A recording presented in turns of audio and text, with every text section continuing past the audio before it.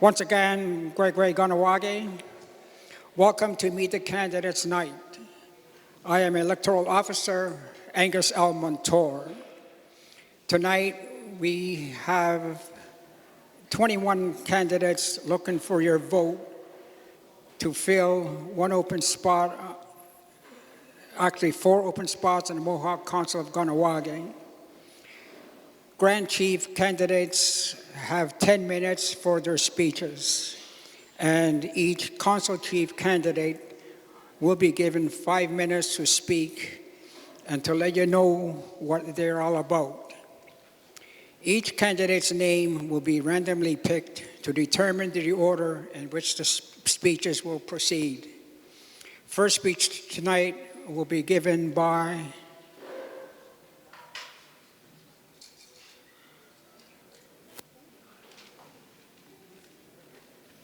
Gina Dare.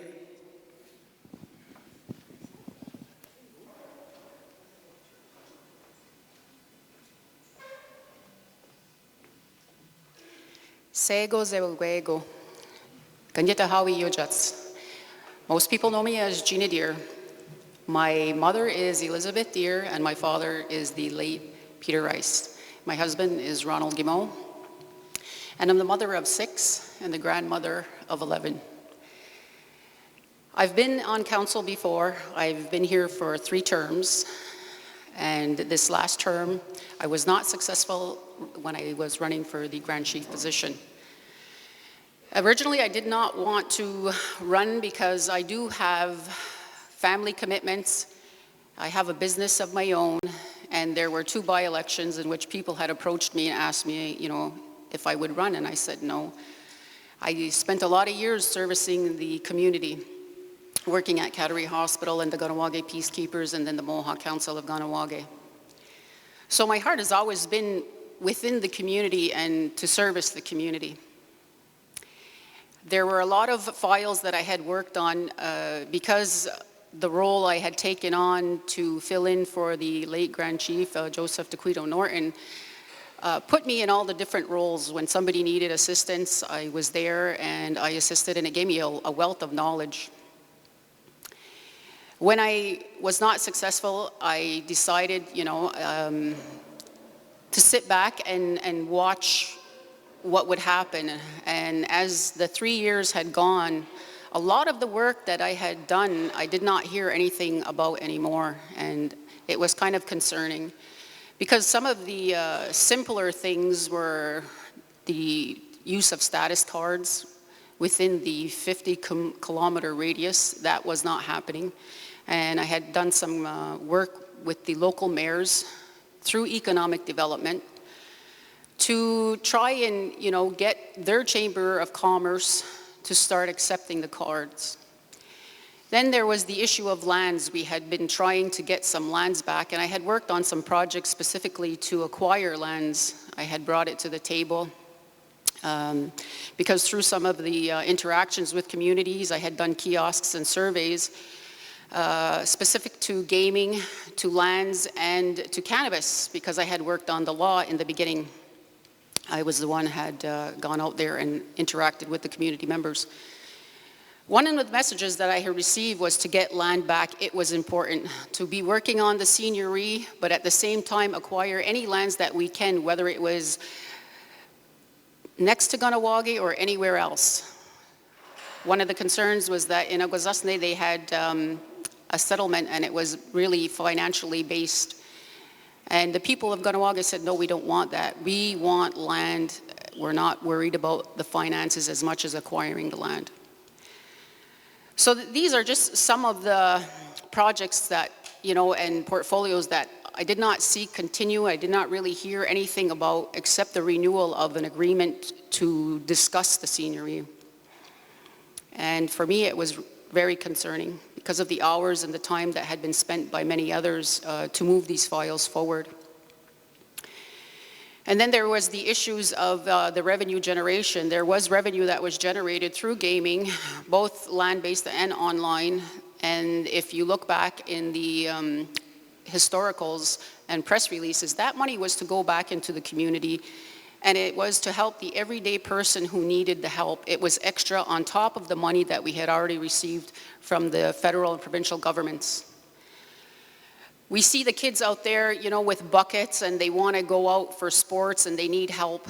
And there's education. People are running wheels and raffles, you know, trying to pay for education.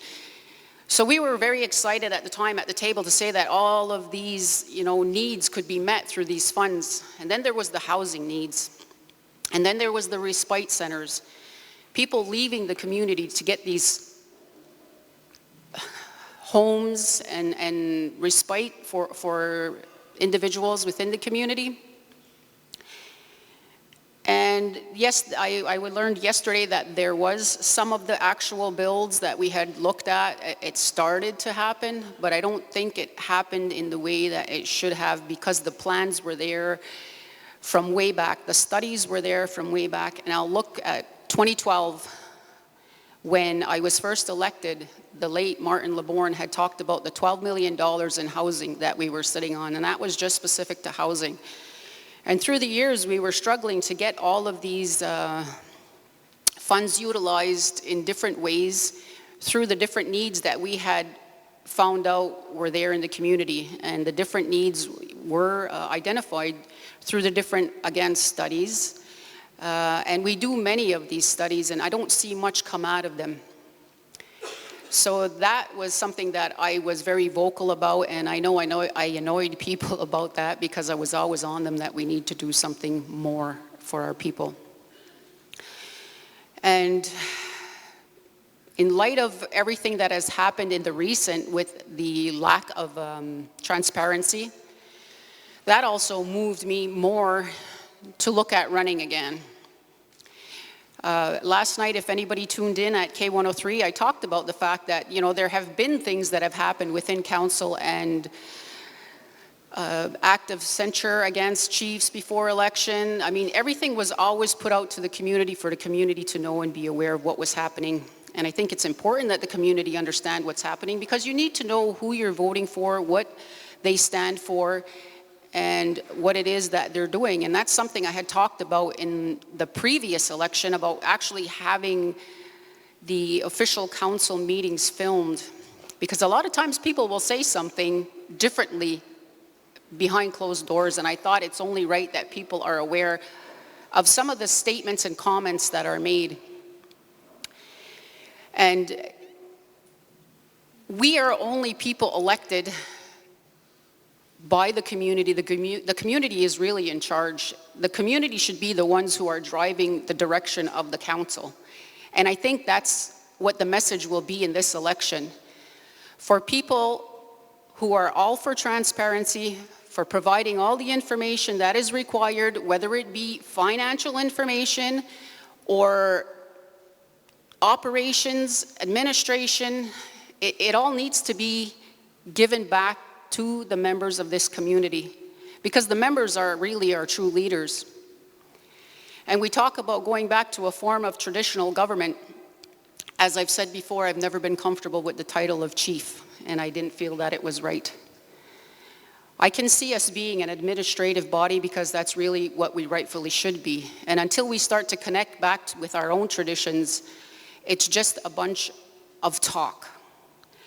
And I gave examples last night in the debate about dropping the title of chief, using our SCANA to go back and do dispute resolution rather than be in the courts, because the courts are eating up a lot of our monies. And that we have a right to know also. This is community dollars that are being spent fighting internally. We need to get back to our ways by finding a way to resolve these issues outside of the courts, and I believe that can be done. Because we're people based on respect. And that is the ultimate for me when I think about who we are as a people. It's based on respect. No matter what line of work I've been in, I've always shown people respect.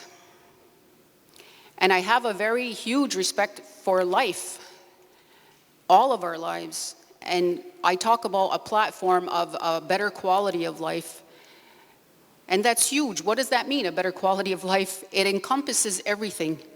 Because as an administrative body who's taking care of the different services that go out to the community, I really believe we could be doing better by this community. I decided to run after I listened to my husband first, and a young man at the graduation for KSS this past graduation. And he talked about the uniqueness of the education that he received here in Kahnawà, about the language and the culture and how he could have never gotten that anywhere else, and it really touched me. Because though I may not be a speaker, I have a love of the language. I've tried many times to take the courses to learn the language, and I've had my children go through school so that they would learn the language at Kahnawà. I support it, I respect it, and I love it as I do love my community. And I stand before you not to be the Grand Chief, but to be a leader of the council table and get us back to that form of traditional government. Nyawagoa.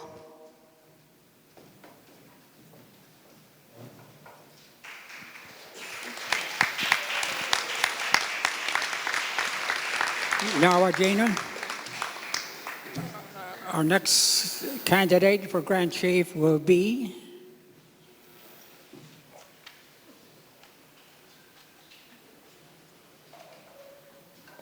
Cody Daibo.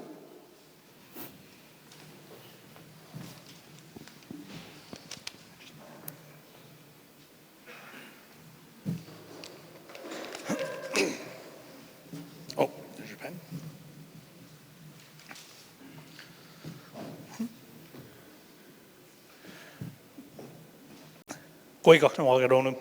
I am Cody Daibo. I'm 34 years old. My partner is Kirsty Daibo, and we have a beautiful 7-year-old daughter. She's the most precious thing to me, and she has taught me a lot about myself. My parents are Donna Lahash and Rodney Daibo. I've been on council since October 2019. Prior to that, I worked at the Kahnawà Hospital for 2 years, and prior to that, I worked at the Kahnawà Mohawk Peacekeepers for 6 years. Today, I stand before you not just as a candidate for Grand Chief, but as a fellow community member who has shared in the struggles and triumphs of our people. We are a community with rich heritage, strong values, and unwavering spirit. But we are also a community that has faced numerous challenges, many of which have been imposed upon us from outside forces and some from within. Our community is resilient. Our community's resilience will be our strength as we navigate the future. For too long, we have seen our lands taken, our jurisdiction questioned, and our rights disregarded. We have endured pain and trauma, leaving many of our people without the care they deserve. But our story does not end with suffering. It begins with reclaiming, rebuilding, and rising together. We have suffered for so long, but it's time to start building ourselves up. It is time to invest in our people, our businesses, and our future. We must be bold, firm, and unwavering in our positions. I will not back down or avoid confrontation when it comes to defending our rights and advancing our community's interests. However, I want to be clear. None of the achievements we aim for can be accomplished alone. Everything I have done, every file or project I've been on, has been with unwavering support of dedicated staff and community members. Our successes are a testament to the power of working together, to the strength we derive from unity and shared purposes. I have always believed in the power of presence and availability when it comes to leadership. Being there for our community, listening to their concerns, and bringing their concerns forward is crucial in ensuring that everyone's voice is heard. Many in this room and watching live can recall every major event that struck our community since October 2019, and I was there, meeting with people, listening, and voicing your concerns. From COVID to the recent fuel spill and everything in between, I was there. And unfortunately, some files are still not resolved, like ACM, and although work has slowed, it is not forgotten. When I think back, I remember not just the challenges, but the incredible dedication of those who stood by my side. It was the collective effort of all involved that kept us going, even in the face of adversity. This is the spirit we must harness to achieve our goals.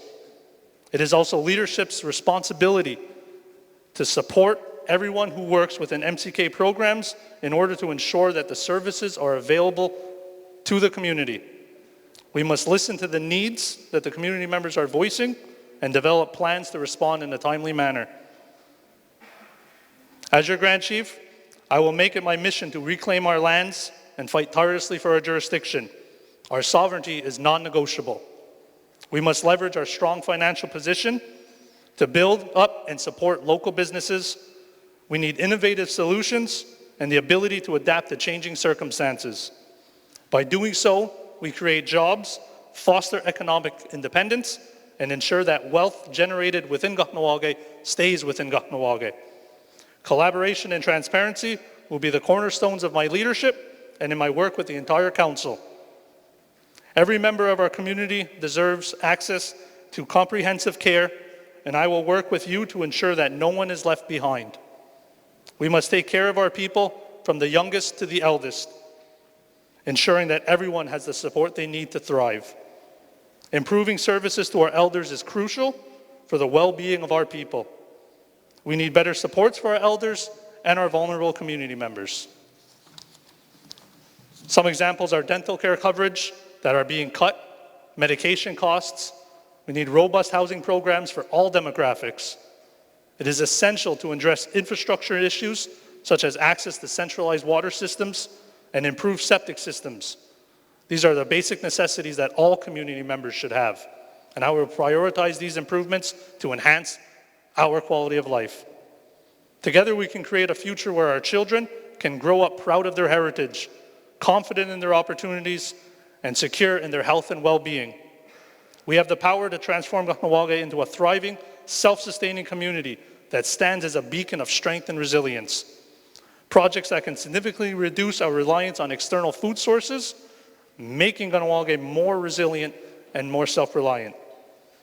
Investing in local renewable energy projects, such as river turbines, can provide us with clean, sustainable power and reduce our dependency on external energy sources. In essence, what makes me the right person for the role is my deep-rooted connection to Kahnawake, my commitment to our collective well-being, and my unwavering belief in our potential for growth and self-sustainability. I am ready to lead with integrity, passion, and a clear vision for our community's future. But I cannot do this alone. I need your support, your voice, and your commitment. We must stand together as one if we want to survive, prosper, and seize our opportunities. Let us unite, fight for our rights, and build a future that honors our past and embraces the potentials of tomorrow. Yawagoa for your trust and support. Together, we will make Kahnawake stronger than ever.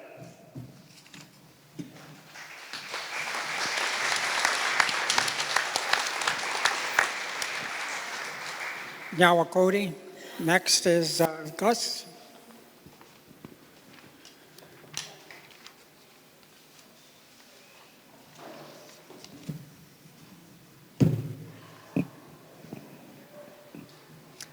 Sego zawagwego, wat konuwarado, kasanahoe sky deer yujats. Wagatahuni ni wagidaroda, gayerdi ni wasa gayerdi, not the wagosar diago.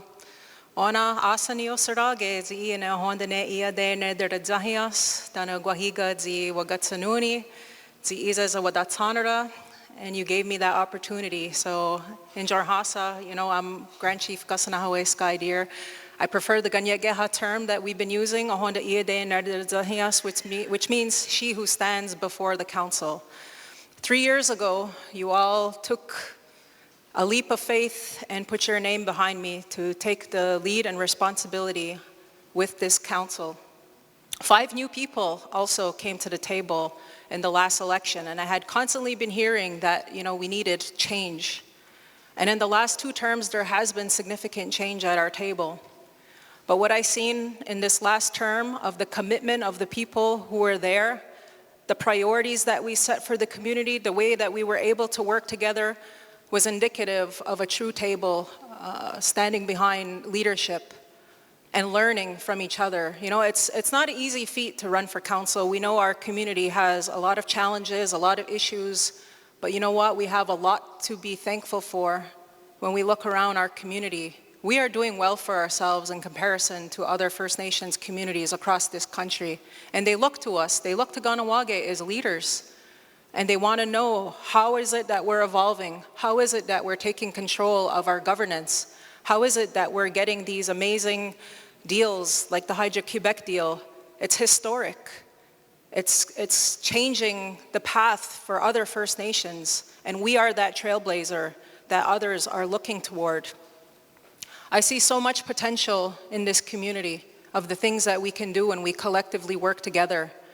Look at this Cultural Center Museum Theater project. It is the biggest project of our time, a $56 million project, because I heard you loud and clear during the last election cycle that our language and culture, Zini Guarihoda, Ungwawana, was at the heart of our existence as Ungwehue, as Ganyak Gahaga, and that we needed to reclaim our language, our identity, our ceremonies, all those that make us distinct, everything that we fight for.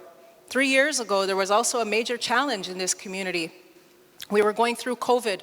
Who would have ever thought something like that would happen in our lifetime? And we all pulled together and we meandered through, and we had to make some tough decisions, and it really divided our people. We understand that. There's still a lot of hurt feelings from the things that have happened. But in my opinion, if we could go through something like that, there's nothing that could stop us from uniting and doing the things that we have to do. There's this notion, every child matters. You see flags, you see stickers on everybody's car. Well, we're all somebody's child, and everybody has gifts. And I appreciate the fact that you didn't deter the fact that I identify as LGBTQ to deter you from allowing me to be the spokesperson, the ambassador, to go out there and advocate not only on behalf of who we are as Ganyak Gahaga, but as our nation. And like I said, in the role of Ahonda Iya de Nerdadzahayas, it's not just in the community. There's a lot of relationship building that is going on right across Turtle Island, even as far as Mexico. These relationships are important because if you see what's going on in the world, there's much things that we have to be cognizant of, that it's not just what's happening in our community, and that we have to be prepared because things can happen beyond our control and we have to respond to it. I think you might have seen that we put out some political priorities that we focused on in the last term. I know everybody this time around is saying, where's the housing? Our community needs housing. So now that we have the cultural center moving forward, there's also other initiatives. We're looking for Gariwanoru to have a new building. Onage is going to get a new building. We need a new, what we're calling a blue-collar park. There's new buildings that are needed right across this community, as well as infrastructure. We need water and sewer out to the extremities of this community. People have been talking as well about fighting for our rights. We're constantly fighting for our rights. The border crossing issue. We have a unique table with the governments right now that has never happened to recognize or implement, I should say, the J Treaty so that we can continue to cross that border freely. Bill S-268 for gaming so that we can continue to exercise our right if that's what we want to do as it pertains to gaming. I heard about tax exemption. And for the longest time, I've heard, oh, the council is going to sell out this community. Come on now, every single one of these people live here. They're a part of you. We're all family. When I think about everybody in this room, I'm sure there's an interconnection some way, somehow that we all have to each other. And that's where our strength lies. You know, we say Kahnawake is unique because we are all connected some way, somehow. But I don't know why it always takes a crisis or something for us to pull together. This is something that we should be working toward all the time. Recently, community meetings, they weren't a good place to be. And I can understand why community members didn't want to engage or don't want to come out or put themselves because of the way that we have been treating each other with the disrespect and the lateral violence. You know what, though? It's not our fault. We are all victims of the reality of what has happened to our people through history. But I think right now it's our time to take a different path. You know, that declaration that we made recently about wanting to return to traditional government, 1979 was 45 years ago. And when I look at all of the things that have been happening in this community with that shared community vision statement, it says in 2029, this is where we're going to be. We are really making strides to hitting all of those objectives.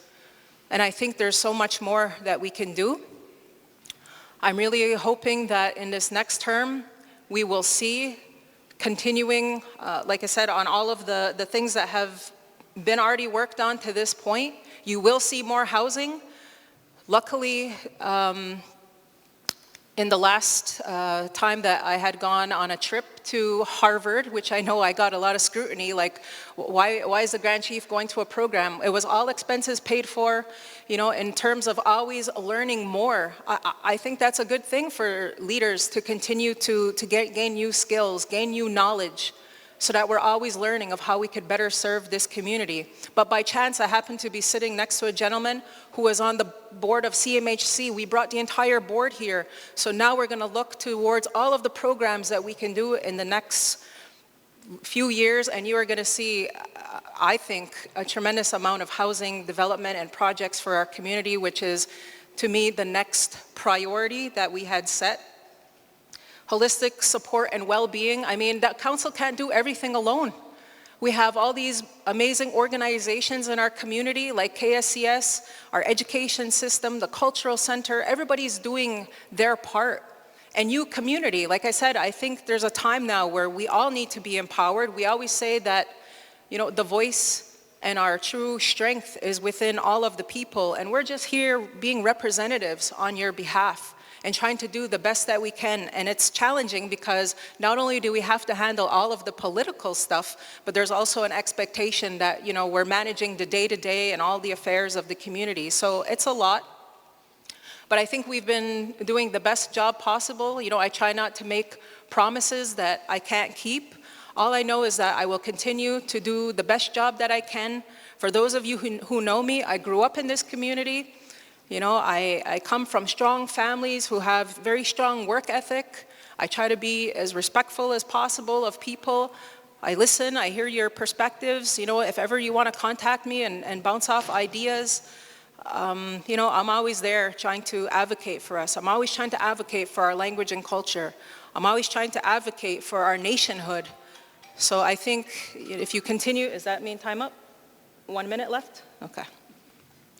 If you continue to allow me to do the work that I've been doing and trying to also, you know, bridge relationships with our sister communities within the Haudenosaunee Confederacy through the Iroquois Caucus. Recently, we've also signed an alliance with the Blackfoot Confederacy that are in Alberta. Nations, like I said, right across Turtle Island are looking to us to say, what is it that we can do now? Because we're all speaking this foreign language. We could all do and basically gather together and reclaim our footprint here on this land. Because 3 years ago, with that 215 children that was found, their voices now are rising, and people are really taking notice of Ungwehue and saying, what could we learn from these people? We've done so much now to the earth, to the environment, but now they want to listen to us, and it's our time to rise up and take back our place.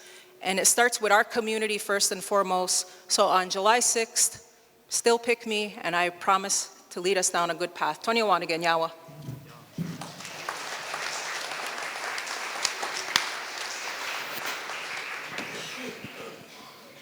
Nyawagas.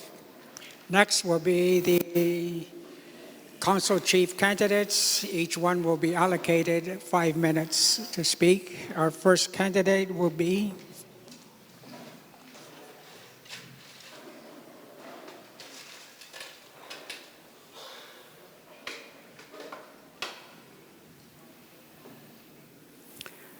Melanie Morrison.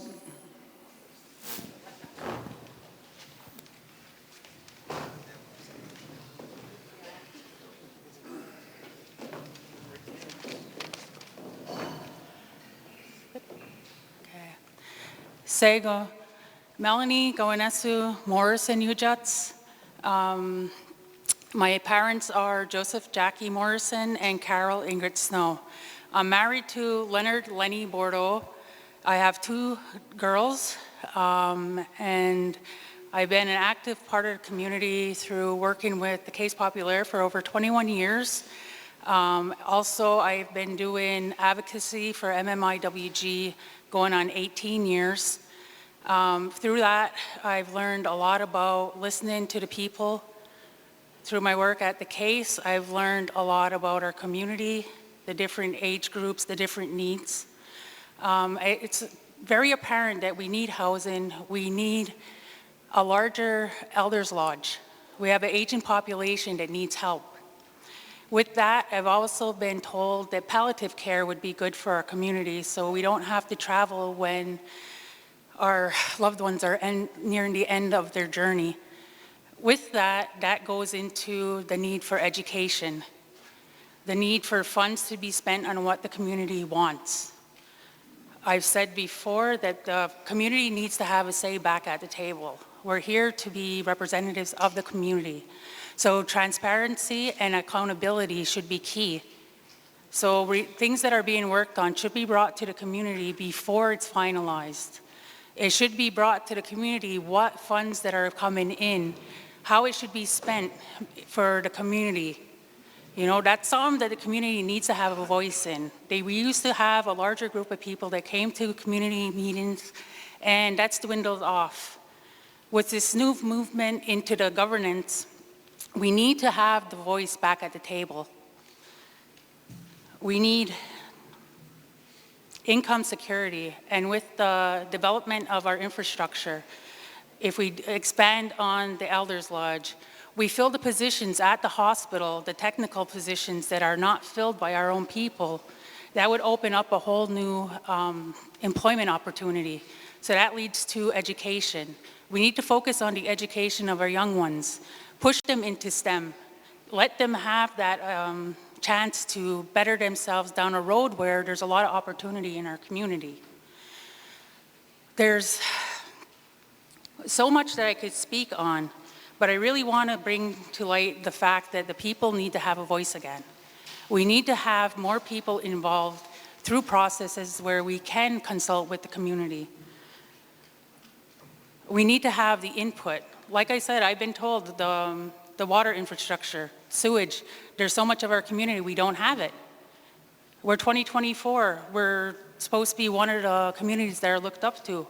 What are the reasons that we're being stopped providing this for the whole community?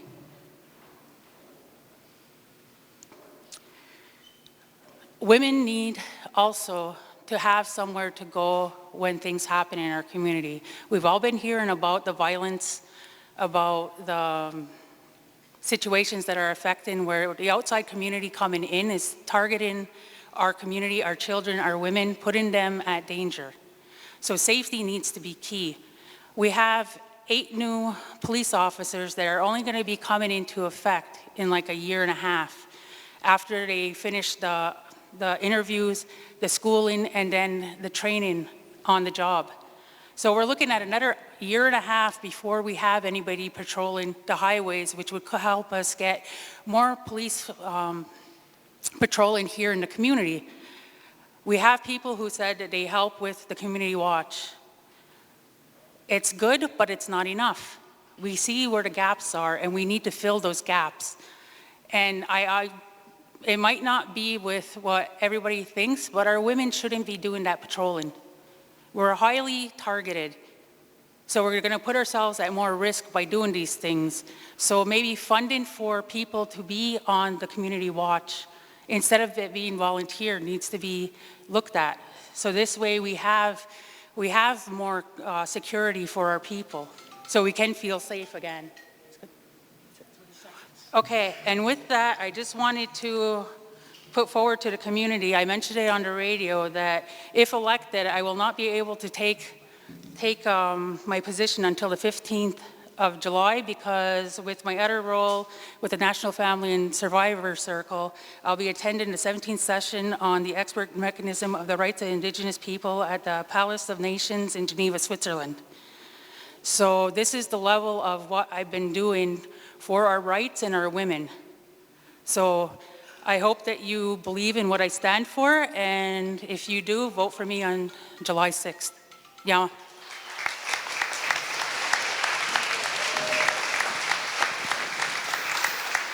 Yawa Melanie. Our next candidate is Robert Kennedy Jr. Hello, hello. Hi. Actually, me and Melanie actually have the same grandparents on my mother's side, Joseph Snow and Alice Stock, and my mother's here today in the back. So way back in 1889, we had traditional government in Kahnawà, and there was some petitions happened. Anyway, the Superintendent General of Indian Affairs abolished our government and put in this Indian Act Band Council that we have today with the Grand Chief and the elected, Band Council chiefs. We never got a vote on that. We never had a referendum or anything. It was just put in. I believe the first elections were actually March 1889, so a few months ago was the anniversary. So one of the things I want to do is I do want to have a referendum. I believe I'm going to write a letter right before the election, the 5th. I'm going to write a letter so that the next council gets it, so that we can finally have a referendum on, do we actually even want a band council? Do we even want the Indian Act in Kahnawà? And with that also, and another thing I know is that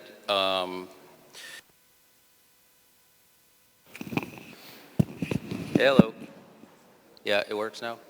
One of the things the band council actually can do is they can abolish themselves. If you have a quorum of at least 7 people, we can actually vote to basically destroy our own offices. So one of the things I'm going to do is if elected, is every weekly meeting I'm going to call for us to abolish our own offices so that we can return to traditional government. So yeah, again, I'll elaborate on that a little more. A lot of the people here are going to say things, or they have said things, or they will say things like, we're going to promise, going to do this and that. So as far as my understanding is, when you get into office, you're going to get into a meeting with some lawyers, and the legal team is going to tell you what you actually can and can't do under the Indian Act. So a lot of the things that people are saying, they might not even actually be able to do. And if you want to check this, by the way, write down everything people are saying today and promising, or for the last 3 years ago, 6 years ago, take note of what people actually said and what they actually did, if they actually accomplished what they said they were going to do. Because as I said, the problem we have right now is Kahnawà is under, because we're part of the Indian Act, or we're under Indian Affairs, you have a limit on what you actually can and can't do as a member of Chief and Council.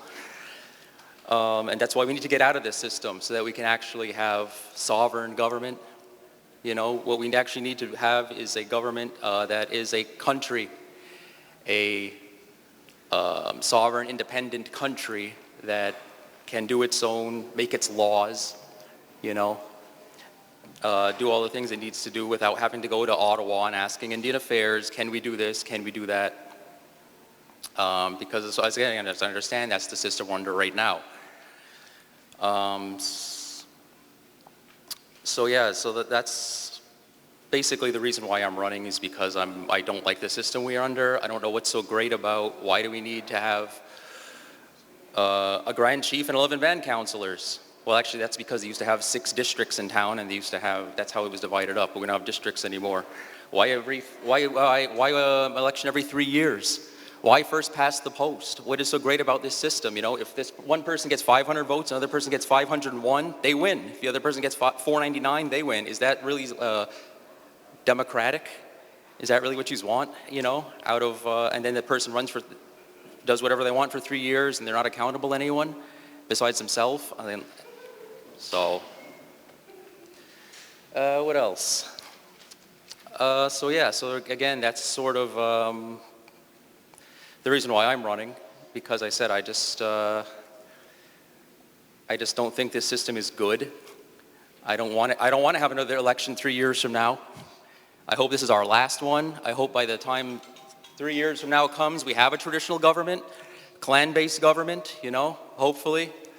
Hopefully everybody you vote for, make sure you vote for somebody with a clan, you know, check their family, you know. We got to put together the clan system and get that going so that way we can have our own sovereign government back. So, all right, thank you.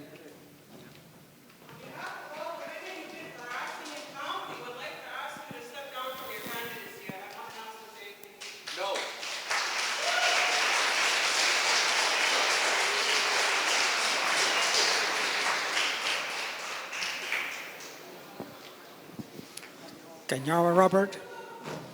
Our next contestant is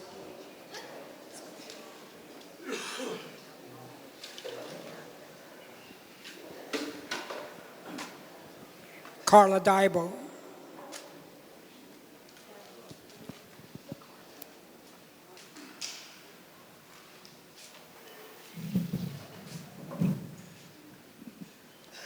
Can I sit down there? I want to be on the same level as everybody.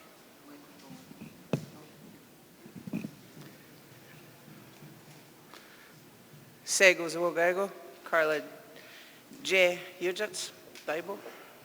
Married mother of 5 children. My mother is Darlene Alfred. My father is William Daibo. Community first and foremost. Those voices need to be heard loud and clear from our community and its entirety. It's time to stop shaping ideas and policies, and let's start with community involvement, with the power back into the people. Let's prove them wrong. I've heard it over and over all week on the radio, so have all of yous. You'll never get 100% consensus. It'll never happen. Let's prove them wrong. Our kids are watching. Our kids learn from us. Let's prove them. Let's prove to them that we can do it. Show our children how strong we are.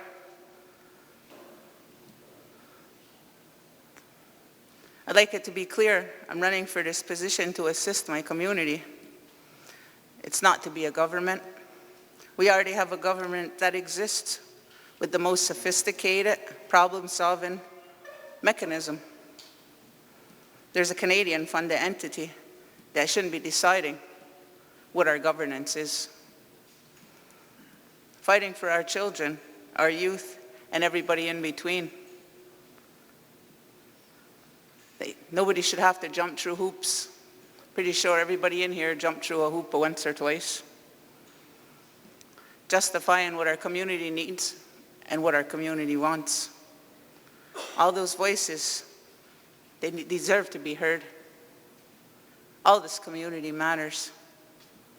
MCK isn't a financial institution. MCK are administrators of community funding. Nobody should have to pay back 6% on money that's already theirs within housing. Bringing back the ministerial guarantees can get approved at any bank. Evictions are long overdue. The KKR law is almost near completion. Honoring what the community wants and following through with their wishes. Let's get it done.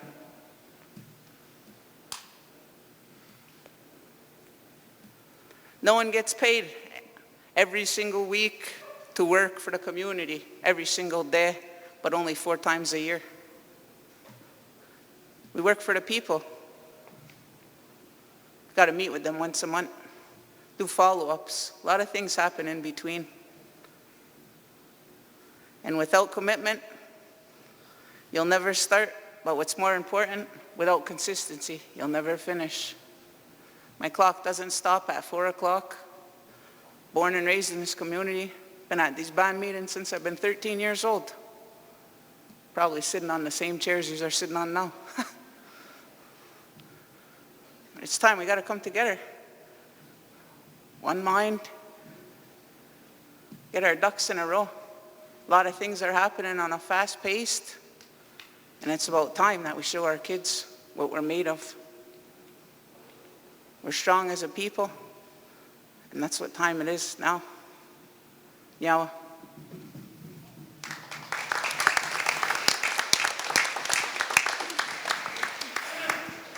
Nyawa Carla.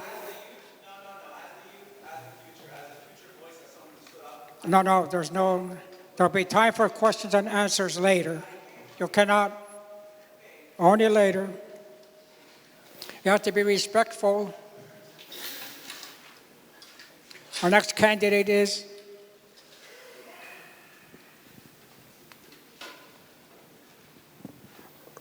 Ryan Montour.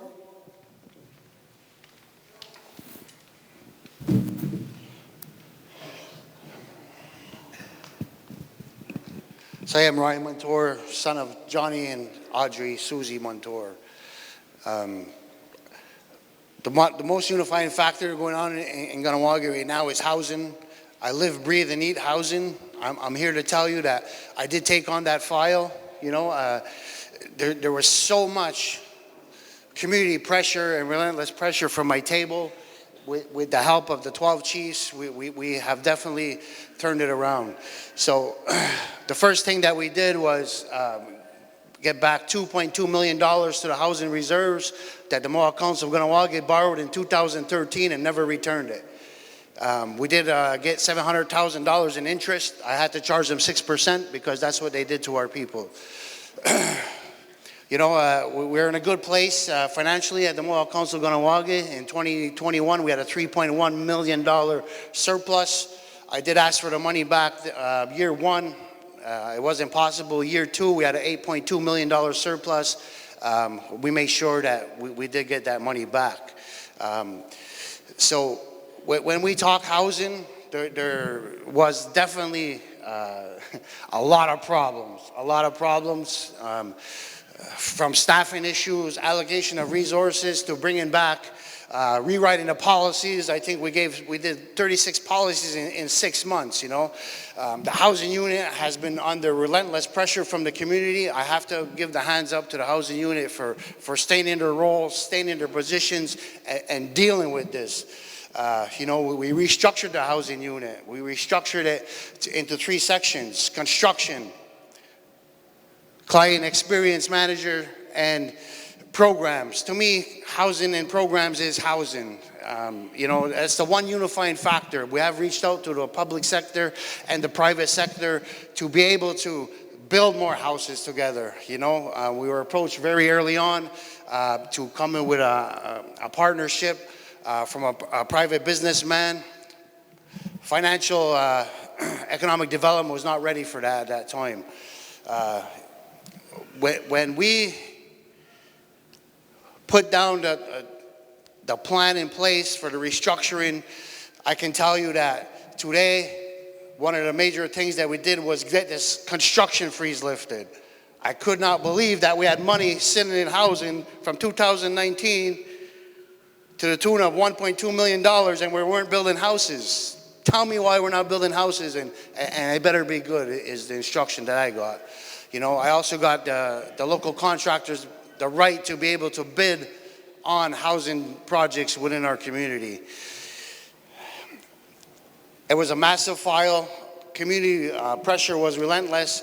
I had to instill a call log in my office because of the numerous calls that my office was receiving. And it's still, I've been off for a week, so it's probably about 15 people on it. I do make the attempt to call each and every one of you back. I think the latest somebody got a call back was 10 days later, and they yelled at me, "Ryan, it's 10 days later." I said, "I'm sorry, but I am the housing guy," you know. So I definitely make an opportunity to call each and every one of you back.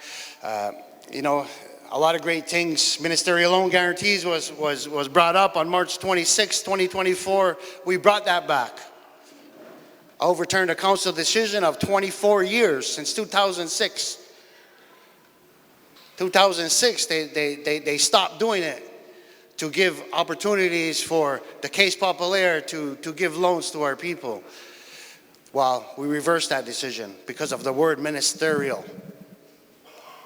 to me, I need funding opportunities, opening the doors. And yes, Gus did bring the CMHC board. We did come into a funding opportunity called Co-Investment Fund. We did make a RFP for proposals. So 2025, we are building 32 units, 216s, and of course, keeping into our mind, because I do sit next to Arnold Boyer, who is a strong advocate for special needs community. 12 of them will be handicap accessible to our special needs community.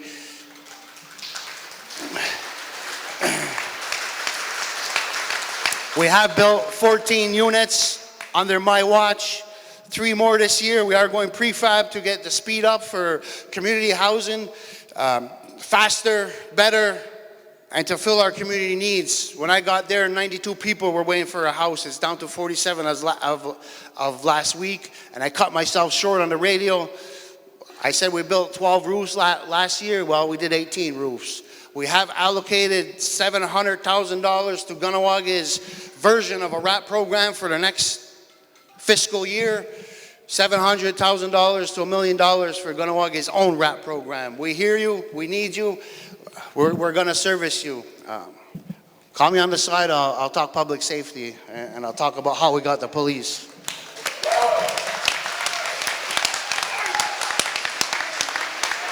Now, Ryan.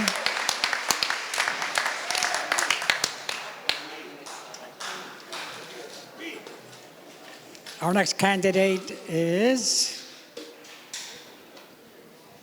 David A. Daibo.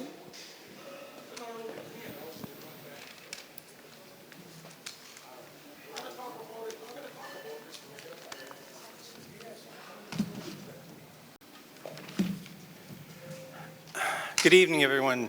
Thank you for coming out. It's good to see so many of you.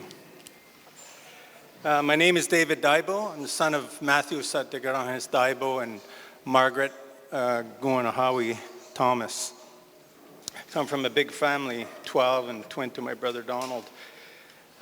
So we're all running here to improve Kahnawake. It's a serious job, as I've said before, for serious people. Our community is changing, and the Kahnawake of our fathers, our grandfathers, no longer exists. And I believe we're on the verge of historic change, living with the changes that are happening across Canada and especially in Quebec. We can't use old thinking to solve new problems. We do need some fresh blood on the table. New perspectives, new ideas will lead to new changes. We can establish modern thinking, use modern thinking in line with traditional principles like respect, diplomacy, tact, and inclusive and informed decision-making based on our lived realities. We have a lot going on around us, as we've heard Ryan in his passion speech. Very well, thank you for that, Ryan. But there's a lot going on in Kahnawake, and we need a full and functioning table to look at all these problems and hopefully come to some good resolutions in environment, health, construction, as Ryan said, housing, our police, fire, and ambulance, and our education, and as Jai is going to talk about later, Bill 96 and how it's impacting the students, and especially housing and our elders and youth. So a bit about me, I have some serious education in occupational health and safety, emergency management, and Indigenous policy and administration. I'm looking to apply all of these areas should you support me in my bid to get a Chiefs in Council seat for this administration. From my work experience, I have extensive First Nations engagement and project management based on experience. I've worked on national research initiatives and symposia, organized EM forums, and assisted the government in organizing their own. I've been involved in many annual General Assemblies, Special Chiefs Assemblies, conferences, symposiums, and forums, all of which are directly relevant to what we do or what is being done here with the Mohawk Council of Kahnawake. I have extensive knowledge and relationships with levels of First Nations communities and their organizations, federal and provincial, and territorial governments and departments. We all know we're having problems on every political stage.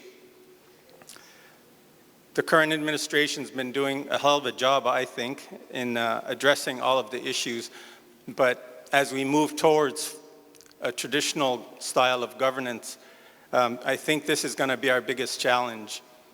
I don't think everyone's going to like it. I think the majority of the community will. But given who we are and what we are, I think this is the right direction.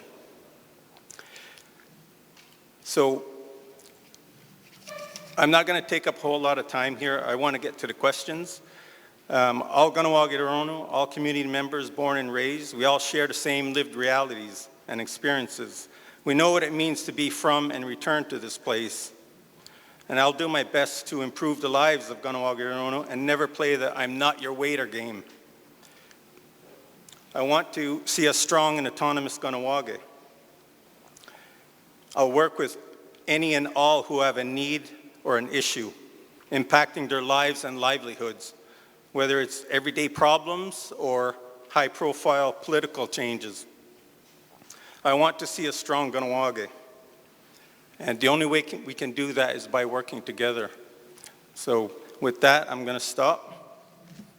Angus, so thank you all.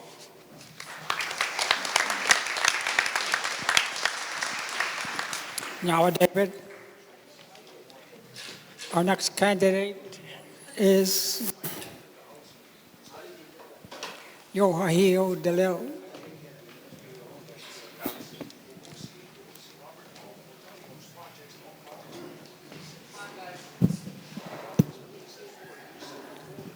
Sego, Zewaguego, Kahnawake, welcome, family, friends, community.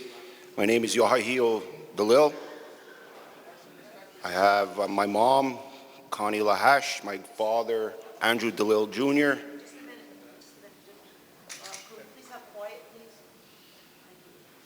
Sorry about that. It's okay? All right. I have 5 children, 1 in spirit. I want to thank everybody for gathering today and coming to this center circle to listen to all our candidates. And also I'd like to congratulate everybody that's running. It's a tremendous task for us to be subjected to communal scrutiny, and this is part of the job, right? So with all that being said, I'd like to focus on 2 subjects right now, one being identity security and governance, and why I'm passionate about this specific subject being identity security. Currently right now, the last 2 years or a year and a half that I've been sitting, acquiring, and occupying this seat on your behalf, I've experienced tremendous amounts of suppressional tactics based on, like from the Crown in the province of Quebec. And currently right now, there's different, there's different things that the government is doing, right? The SAC in general, they're building a museum, so we're going to identify, talk about systemic erasing, right? So this is their mandate, Quebec, and this is what I've learned to try to take our identity and really put us down as minorities within our own lands. And it's very problematical, and it's frustrating for me to know that they have a theory there that they occupied our lands before us. It's unbelievable, the pressure that we have to try to, assert and defend our distinct idiomatic identity to this geological location. Identity security for me was always based on securing the intellectual proprietary rights of our culture and housing it and educating. So I was a tremendous supporter in the Culture Center project. This is what that really stands for. This is our identity that's put in this building that's going to carry our identity to the future, giving community as well as non-native communities come in and use and come and learn about who we are, where we came from, the chronology of our existence, our governance. Most importantly, a lot of the candidates didn't touch on this, but For the tourism aspect of it, the safety, the centralizing of our cultural center being outside the community coffer is so important. This is one of the security, and this was part of the discussions of security that we went through strategics, is to strategically place that there. And then identifying specific monuments in the community, like the church, Cattery School, different things like that, to maybe bus and house our non-locals to those locations. Be keeping everything centralized, managed.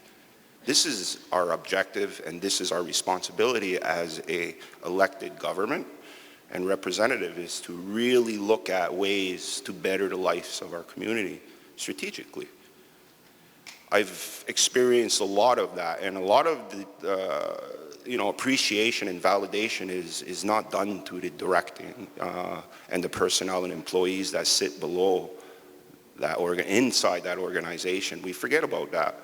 Council and the leaders set the direction politically, but it's the engine, it's the personnel and the employees that actually make that happen.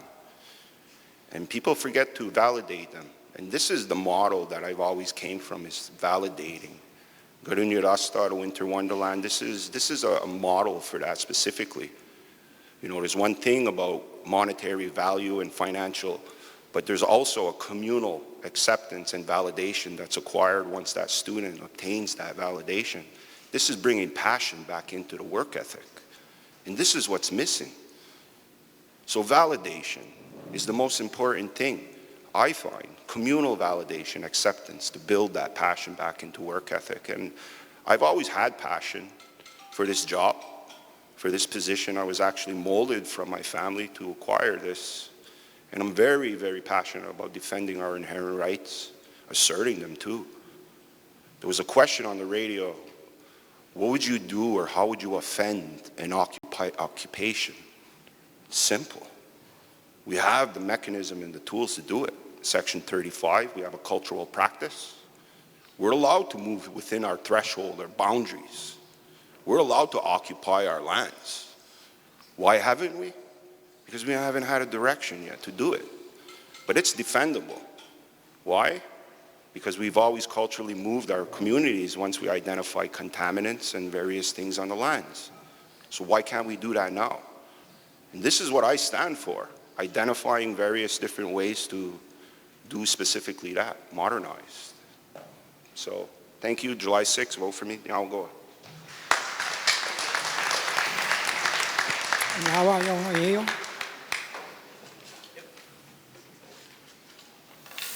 The next candidate is Stephen Angus McCumber.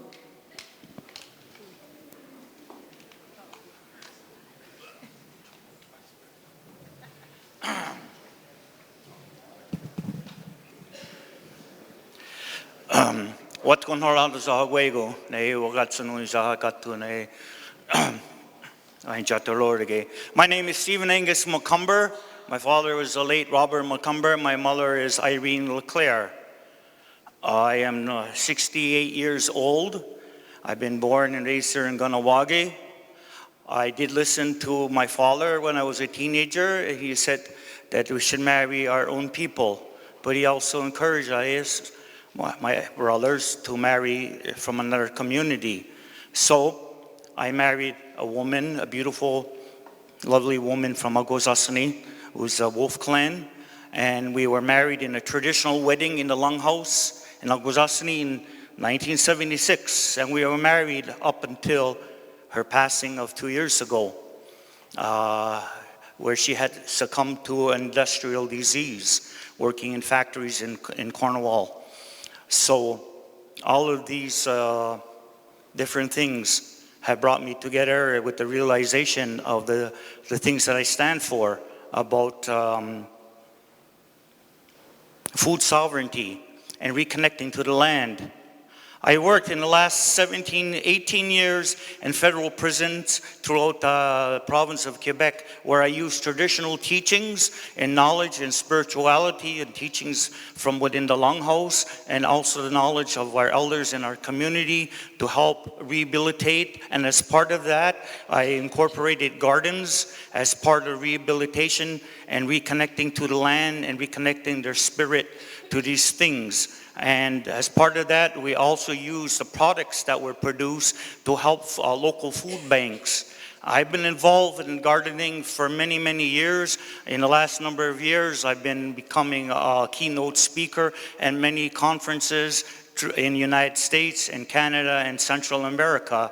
And I still continue to do this even to today. And when I go to these places still, even though I am on council, the council does not pay for anything that I do. I use my personal days and I use my sick days to do these things because this is what I believe in. I bring back the knowledge that I learned from the different First Nations communities, and they are all addressing the same thing. There's climate change is affecting us all. Diseases that are coming amongst our people. If we look in our community, everyone's been touched by cancers that are related to bad food and bad things that are happening. But we have the ability to do things in our community, even though we don't have a lot of land. There is a model farm not too far from here where they produce 600 food baskets a week on a 12-acre production, and the other amount of it is to go back and forth from year to year. So this thing is possible that we can address to help feed our elders, our community. The prices of food are going up, and I know a lot of the fine candidates here will talk about economic prosperity. There's something that we need, but with all the money and we don't have no food to eat, what are we gonna do? When I was a teenager, I traveled with the White Roots of Peace. We traveled through many universities and communities in the United States where we talk to them because they're the people that will make the change if they listen to the voices of the First Nation people. They're the ones who vote, not us. And if you want to have that good exchange, you have to share our story, share our beliefs. And this is what it is. When I ran for the first time, yes, I'm getting mixed up. I'm a little bit nervous. Usually I'm not. When I first went to Corrections Canada, I went to speak to Rita Macomber as an elder to get her blessing, because this is what I believe. We need the blessing of our elders. When I first ran for council, I went to speak to Christine Zachary as an elder to get her blessing. And I said, I hold fast to these ideas, and I'm running for council to be part of a team that's sitting here for the direction given by the people of our community. We need a political push to make some of these things happen. The realization of container gardens, aquaponics, and working with the youth is all part of it for the welfare of our community and our elders. When I went to Oneida last summer, the first priority is their elders. So I only have a few seconds left. I just want to wish all of the fine candidates good luck in this coming election. And on that day, if you think I could continue to do a good job, vote for me. Yahweh.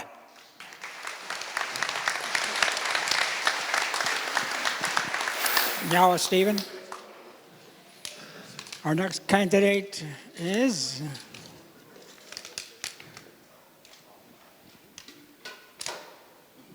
Marnie Jacobs.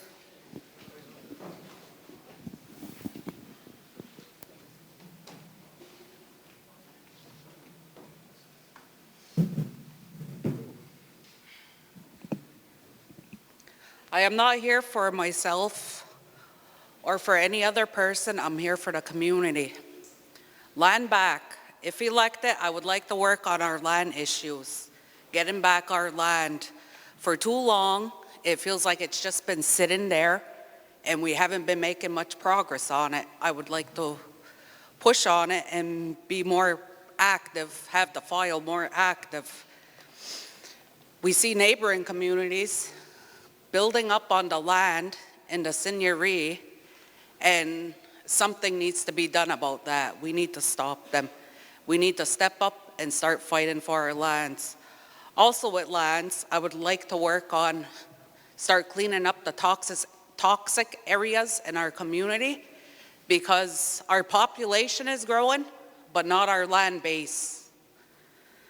And we need that land for our future generations. Food security, sovereignty, I would like to have more community gardens, greenhouses, a walk-in food forest, because we all know price of produce, sky high. No family should have to struggle and decide if they're going to pay a bill or buy fresh fruits and vegetables for their children. That will also create more jobs in the community. I also know that there is a need for more buildings in the community to be more inclusive to our elders and our aging population. We got to take care of our duras. With mobility issues, that is something that I find is needed in the community. Like the arena, there needs to be a place carved out for them so they could go watch our games. Or even the sidewalks in the community. The people in scooters or in wheelchairs, they're on the side of the road because they can't use the sidewalk. It's unsafe. We also need to revisit agreements that were made with the outside governments, like the 10 agreements and other agreements. They've been sitting there 20 plus years, and I think they're defunct now. They do not, oops. We need to revisit and make changes to them under our terms, not Canada or Quebec. We need to defend our inherent rights, our sovereignty, and our jurisdiction by doing that. With these issues I'm bringing forth, I just don't plan on talking about them. I plan on acting on them. For too long, this community hasn't made big strides in reconciliation on important issues like some of the ones I had mentioned. If elected, I will work hard on them for the community and for our future generations. Recently on the radio, listening to all the candidates, and one of them that's already in office had said, we are all there for different reasons. And the number one reason we should be there is for the betterment of our community. For the collective, for the selective. We need more transparency, better communication. And it's sad because I just had a conversation with my son the other day. And growing up, I seen our parents fight in the same battles, our grandparents fight in the same battles, and now two of my children are old enough to be fighting the same battles that we have been fighting for years. If elected, I hope to make a change, and I hope that our children and our grandchildren will not be fighting the same battles we are fighting. My name is Marnie Jacobs. My partner is Adam Bova. We've been together for 20 years. We have 3 children. My mother is Marvine Phillips. I'm the Wolf Clan, and I love our community. And I want to see it grow and prosper.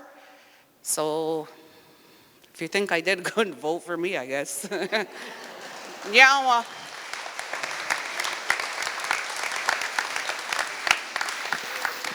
Now, Marty, our next candidate is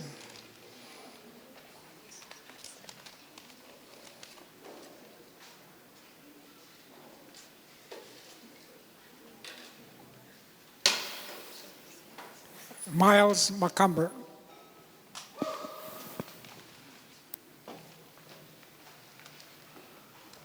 Wow, look at all you beautiful people.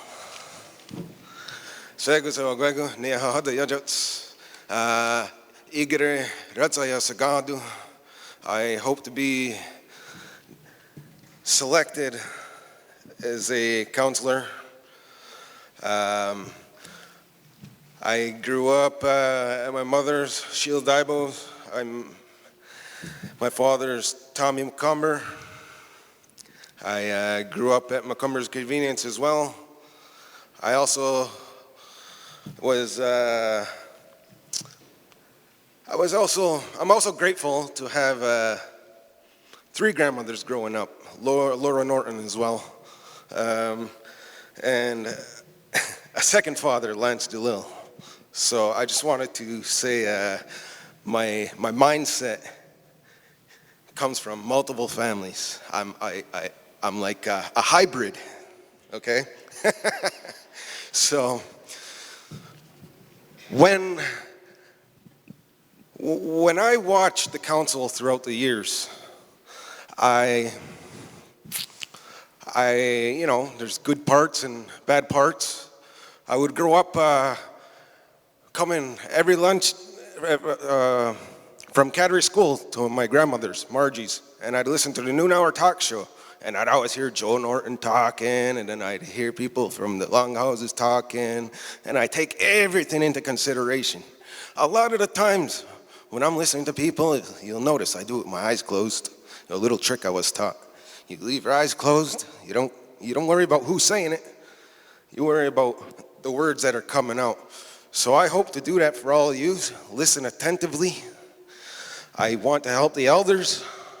The fact that their hydro's always going out, I feel like we should have had some kind of deal with hydro to stop our hydro from going out. That would be a small request I would have made if I was at the table. Also, when it comes to gaming, I truly am not satisfied with how we handled every aspect of it. I asked the administration, at most of the council the community meetings, I specifically said, please don't sue them, please, because we all know what that means. We're fighting in their own realm. So my idea is to stop asking them for our rights and let's just live our rights. Our rights is a way of life. It is not a document on a paper or, you know, every time I seen Joe Norton driving to work when I was on my way back to Cattery School, I would wave to him. I didn't know much about him, but I heard things on the radio, and he'd wave back. He was such a nice guy, you know, driving in his nice little black Cadillac, you know, going around a little behind McCumber's Convenience, the road there. And, you know, just about every day I see him, and I'm like, why is this guy always going down this road? Little did I know he was going to council, you know. So my plan is to be here for the community. I'm very nice, I'm easy to talk to. I really believe I held conversations with just about everybody in this room, close to it. You know me one way or another. I served the community at the Kahnawà Sports Complex when I started there when I was 13. And I just left there roughly 3 years ago, and I decided to give it a chance, and I started helping them in the kitchen. So I know the people like having me around. Otherwise, the arena would have said, no, Miles, sorry. Because, you know, I always treated everyone with respect, and I'm pretty sure you all know that. And I'm counting on you to feel the same way as I do. I truly feel like the mindset of the community is in the same place as I am, and at my heart. I truly feel like yous will give me the chance, and we can make change. Kahnawà, and I'm going to end it there.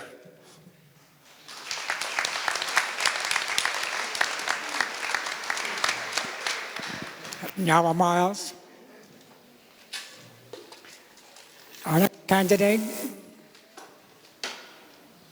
Arnold Boyer.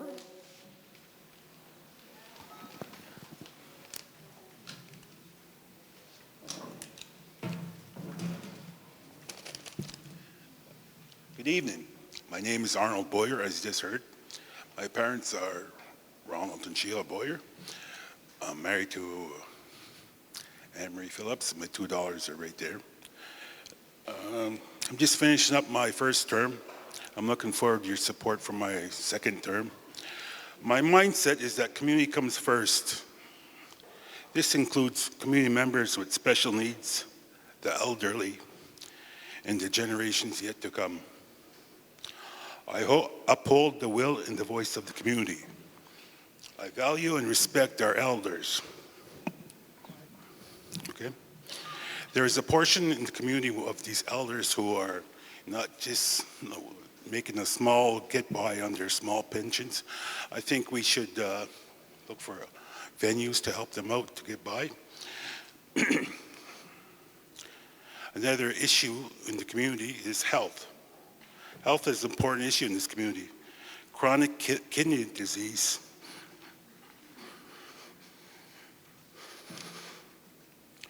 is significant and concerning to me. You may have read in the Eastern Door regarding dialysis treatment at our hospital.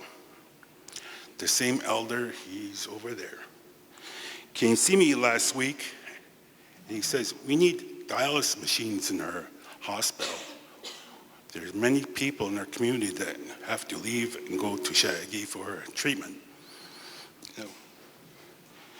So I will work hard to secure some funding and resources to get dialysis treatment available in our hospital for people with kidney diseases or whatever. You will hear me change from now from like I to we, because it's that we accomplish it as a community, some of the projects I worked on. Among many community elders, both my parents are residential school survivors. We painted our school crossings orange to observe Orange Shirt Day. I have raised awareness of accessibility and disabilities at the council table, as you heard Jack say earlier. And with the MCK operations, our community buildings need to be accessible for all. I have written an accessibility policy, which is in the process of being formalized.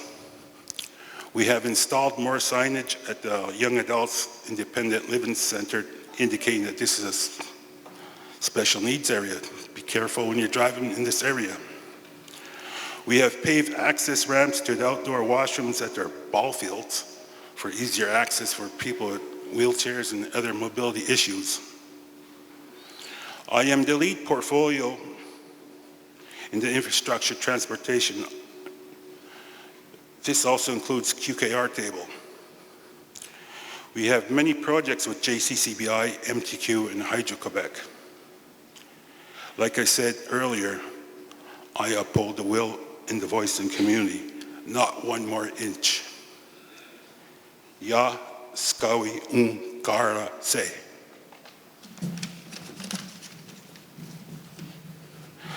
With respect to the Morrison family, after speaking with Melanie, I had asked JCCBI to clear the trees and the brushes along the 132 service road for a clearer, safer vision for Tiffany's memorial.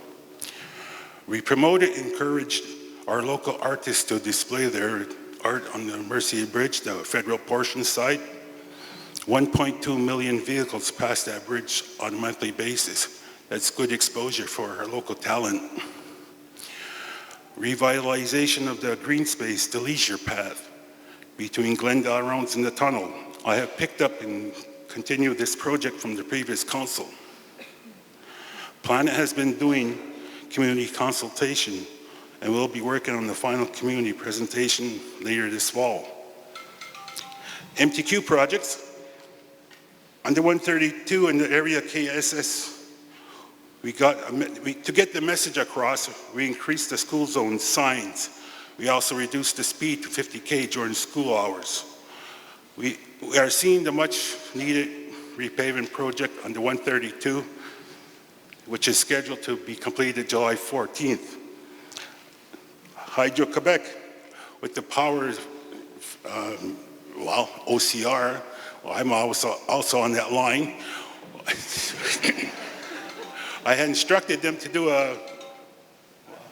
time's up, geez. Just want to get the good part about hydro. Sorry, time's up.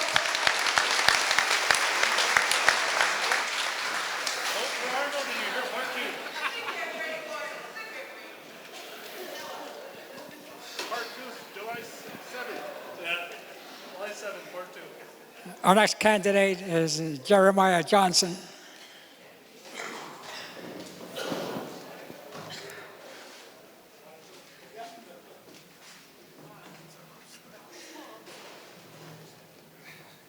You got cut off like our hydro, Marnie said.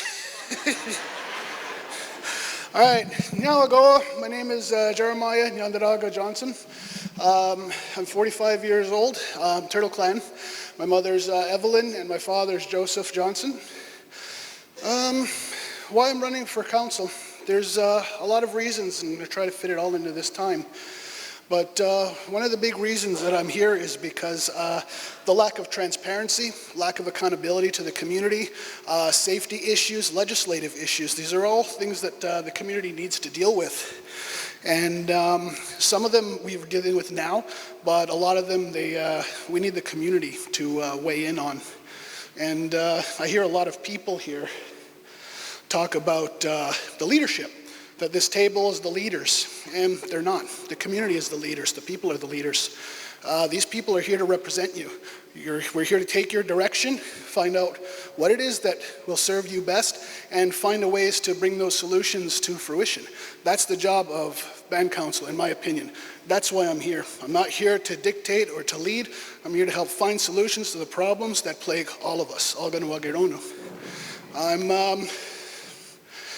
I'm part of Community Watch. We're a group of Kahnawake. There's about 20 of us. They're husbands, fathers, mothers, sisters, just regular people. We're volunteer, and our job is to help assist peacekeepers in keeping community safe, be additional eyes and ears. And we take that job very seriously. And in the course of our operating, we've gotten to talk to a lot of community members and find out a lot of the issues that really concern the people of Kahnawake. And there are a lot, and a lot of them are safety and security based. One thing that I've noticed, and I'm not going to go and promise you that I'm going to change Kahnawake and make Kahnawake great. It takes a lot of people and a lot of work to do that. I'm here to try to put in every effort that I can to address the issues that are affecting us. We have issues with security. Kahnawake doesn't have a 911 system.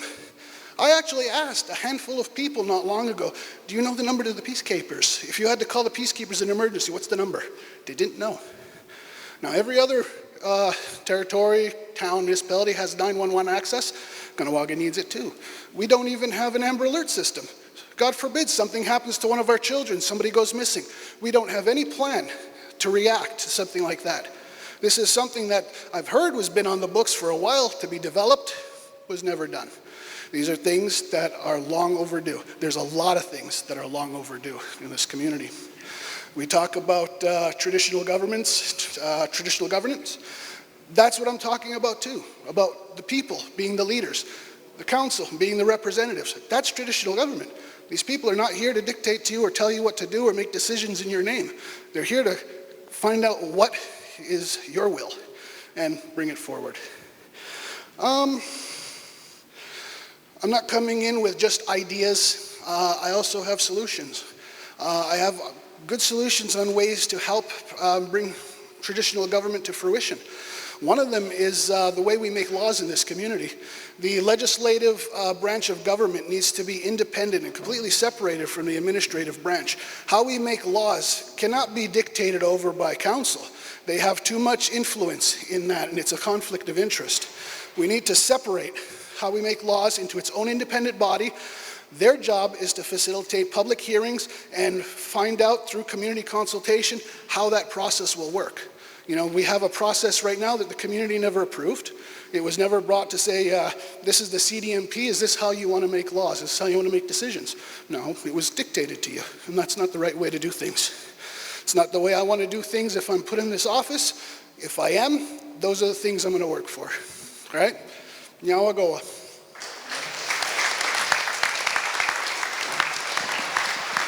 Now, Jeremiah. Our next candidate,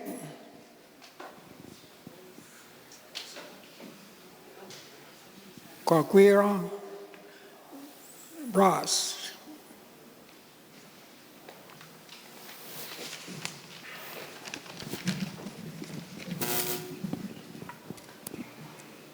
I decided it's the first time I ever wrote anything down. It's because this man was always putting the cane on me because they're going over 5 minutes. Sego Zawaguego Gakawigageru Ross Montoriujats. I'm Turtle Clan, and I'm standing before you seeking a third term serving the community as Razahans on the Mohawk Council of Kahnawà. My parents, by the way, are the late Matthew Gagwedagero Montour, otherwise known as the General, and his first wife, Blanche Shanks, her name was Gawaniyosta. So on both sides of my family, they have a history of people who served the community. My great-great-uncle was Peter Horn, who was a condoled Longhouse chief. And I knew him when I was a little boy, just before he passed away. On my father's side, my grandfather was what we used to call the mayor, the chief here in Kahnawake. And the idea about returning to traditional government is not new. His father was one of the last of the condoled life chiefs that existed in that traditional government that existed back in those days before the Indian Act. And my grandfather in 1947 traveled along with a number of elected chiefs and Haudenosaunee chiefs to travel to Ottawa on the eve of the amendment to the 1951 amendment of the Indian Act. And they went there and they said, my grandfather said, no more Ottawa monkey business. What they said, they wanted the abolishment of the Indian Act, they wanted the priests gone from here, they wanted to have the traditional government. And that was about under the Haudenosaunee. Anyways, to my notes here, over the past 6 years, it's been my privilege to serve. And with your support, I will continue to serve Kahnawake with my eye fixed on the faces yet to come. That's a term I use a lot, the faces yet to come. Over the last term, it's been my privilege to serve as lead for the Kahnawake-Canada Relations Table, and in the last 6 months, as lead for the Senior Land Grievance Table and specific claims. In the Kahnawake-Canada Relations Table, Kahnawake comes first. A little over 2 years ago, we told then Crown Indigenous Affairs Minister Mark Miller that we had no intention of sitting at a termination table. We told him that we are not settling for delegated authority. We told him that Kahnawake was on the road to self-determination and that he needed to appoint a special ministerial representative with the authority to sit down with us in order to remove the obstacles that block us from the full exercise of our self-determination. Over the past 2 years, we worked on an MOU to that effect, which we signed in April. We are now set to begin negotiations in earnest, starting with lands, environment, registration, and gaming tables, because we saw a failure on the part of the federal government to recognize our jurisdiction in the area of gaming. So that's something that was very important to me to have that be part of that table, and we're talking about the United Nations Declaration, not the United Nations Declaration Act. We are now set to begin those negotiations, and this is work I would look forward to continuing with the support of the community. The Senior Grievance Table is continuing to determine the Memorandum of Understanding, and we are talking to Canada about the full return of scenery lands. Not money, not involving the surrender of title, or a grant of finality and certainty, which is under the domain of the Mohawk Nation. It's not under the Mohawk Council of Kahnawake. We insist that Canada will not hand us a check to buy our land back. Canada must do this. We refuse to buy back what is already ours. This is what I am committed to achieving. We are nearing the conclusion of the MOU for the scenery. which properly respects Kahnawaga's rights and interests and the underlying nation title of our lands. I've been working to realize also the creation and establishment of a research unit to undertake necessary research to support our place in this land. This in archaeology means debunking the St. Lawrence Iroquois theory, whereby Quebec has had the gall to say that they've been here before us. I'm committed to the defense of our jurisdiction and the rights and adherence to the United Nations Declaration and the rights to an economy based on our inherent jurisdiction, and this includes the exercise of gaming, including the online sphere, which was attacked through Bill C-218 and Ontario's Conduct and Manage model. Last term and this term, I worked hard to defend our jurisdiction. With your ongoing support, I will continue to do so. If you bear with me, there's one more thing. I'll be brief about it. As a table, we passed a resolution recognizing Sorry, the role Ross, of the time's up. Confederacy. Sorry. And guess what? We got a land designation for Gariwinuru, and that's gotta happen in the next term. As finally a permanent home for Gariwinuru. We need that. This is our language. This is our culture. This is who the hell we are. Nyawagoa. I hope you'd vote for me.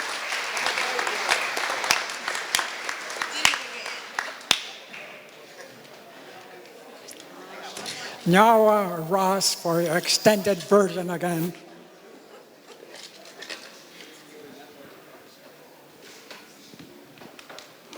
Next candidate is Joshua Mayo.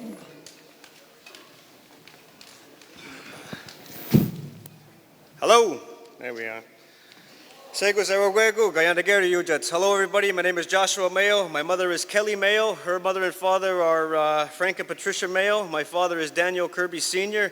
His mother and father are Joseph and Cecilia Kirby. I'm a father of 5 children, all with Ganyugwas Horn.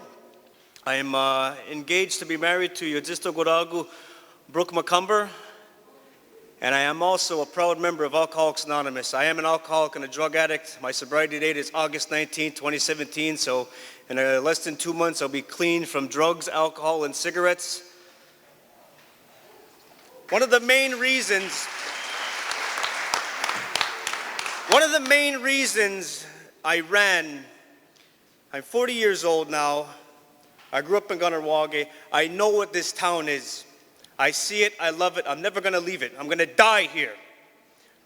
It's not about me, it's about my children and their children. I'll be dead, I'll be long gone. What are we gonna leave to them 25, 35, 40 years from now? It was just said, Karuanoru. The Mohawk language is dying. Bill 96, they're ramming French down our throats. I actually give a shit about my town, our town. I'm not up here to place blame against everybody. I'm not here to divide. I'm not here to call anybody down. There's been enough of that garbage. I've healed a lot in my time in sobriety. Sobriety has taught me to be proud of who I am, my past and present, and my future. I want to see that more and more in Kahnawake. It doesn't matter what past candidates did, chiefs, grand chiefs, current, future, it doesn't matter. Kahnawake needs to heal as a whole. That's the only way we can go forward. Enough of this garbage, blaming everybody else for shit. And I wasn't gonna swear, I wasn't gonna get angry. But I am explosive, I got energy, baby. I love it. This is like an AA meeting to me.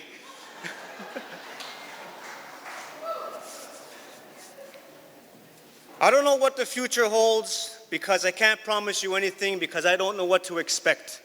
If I get in, what portfolios come my way, I'm gonna work my damn hardest to see it get done. If not, that's okay too. It's not about me. I wanna see Kahnawake grow. I don't have hatred in my heart. It's gone, it's a waste of time. I see Kahnawake falling apart inside and from the outside, and that's what they want. They always wanted it. We're surrounded by garbage. Every point of entry in Kahnawake, we're surrounded by garbage. And that's exactly what they want. They want us to fight against each other, and I'm sick of it. I'm tired of it. Sick and tired. There's a saying in AA, Are you sick and tired of being sick and tired? Yeah, well, I am. There's so many issues in Kahnawake. So many. I can't pinpoint anything. Everybody's talking about different things. Yes, everything needs fixing. But it starts as a whole. What can we do to help? And that's what I'm here for. I'm here to help. I'm not here to divide. I'm not here to call people down. I'm not here to backstab. No. That's garbage. You're supposed to be Ungwahuma people. I am trying very, very hard to be a better person than I used to be. Every single day I try. And I see it. I want that for my children. I don't shy away from it.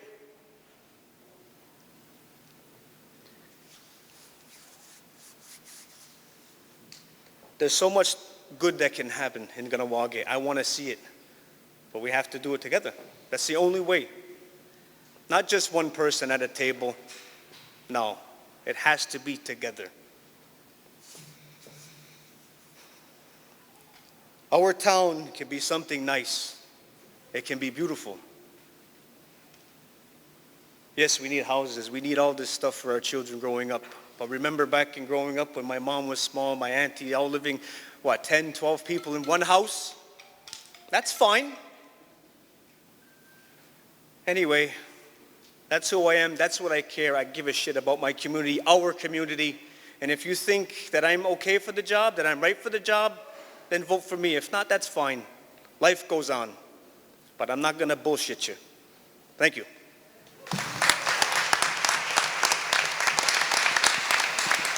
Now, Joshua.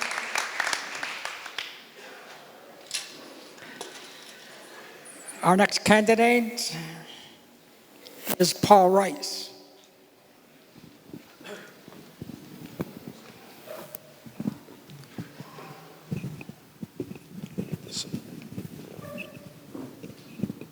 Hello. Good evening, Kahnawake. My name is Paul Rice. My father is Herb Rice, and my mother is Vera Rice.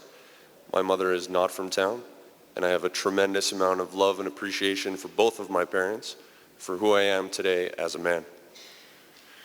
My uncle is Wayne Rice and John Rice, and I'm named after my late Uncle Paul. I take that very seriously. The mother of my children is Cassidy Malush. She's also my partner and my life teammate, and I have two beautiful children, Dehai and Togwas, and Yagatsi Zahas. And that's the reason why I'm running for council. I've heard a lot from the other candidates. I want to support them in their endeavors. With my 15 years of experience at the MCK, I have a degree from the John Molson School of Business. And after I left the MCK, after 15 years, I started my own business, and it's been very successful over the last 3 years. And that's the reason why I'm running for council. My platform has 5 key points: protecting jurisdiction and rights, growing the economy and supporting businesses, creating jobs and housing, ensuring public safety and security, and improving quality of life. All of those tie together. In my time at the council, as the CFO, when I started, we were running over $2 to $4 million deficits a year. And now this year, as a result of some of the projects that I've worked on and the over $250 million in revenue that I helped to negotiate as part of the council, you're finally running $10 million plus surplus. The actual budget is $100 million, but yet a lot of the program funding and a lot of the special needs, a lot of the elders and a lot of the youth, the money doesn't get out of that budget and into the community. And that's why I'm running for council. We need projects, we need infrastructure, we need to support businesses.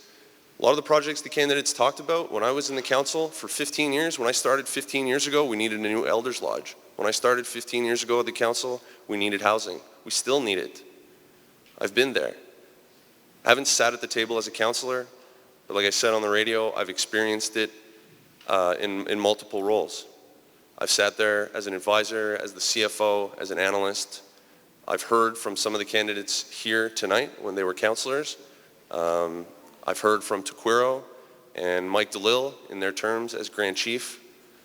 I want to bring that experience and my knowledge and my integrity to the table in order to improve the quality of life and the future for my children. community invested in me and gave me the opportunity to get an education. And this step is the evolution of me paying back that investment. I got to work at the council. I live here in the community with my children, and I want to see something sustainable for them in the future. It starts with protecting jurisdiction and rights. That's why we're able to have over 300 entrepreneurs who employ hundreds and thousands of people here in the community. If we don't protect our jurisdiction and rights, how will we be able to continue to have such successful businesses?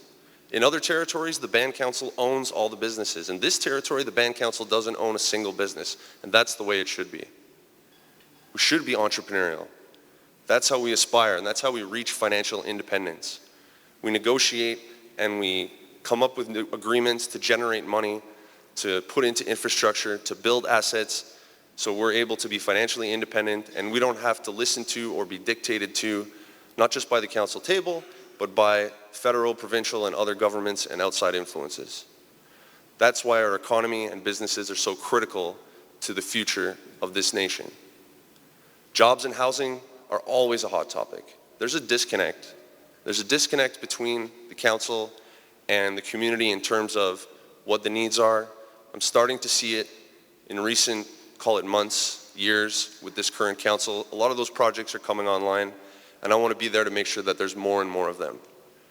I'll be seeking the FAO and the economic development as well as the infrastructure portfolio, and I will support the other portfolio chiefs with my skills to advance what they want to bring to this community as long as it makes sense.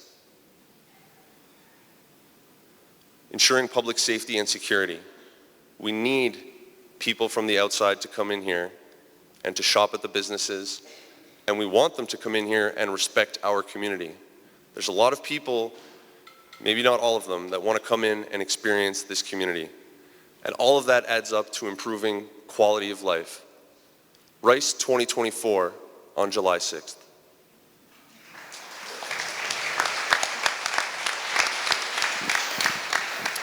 Kahnawà.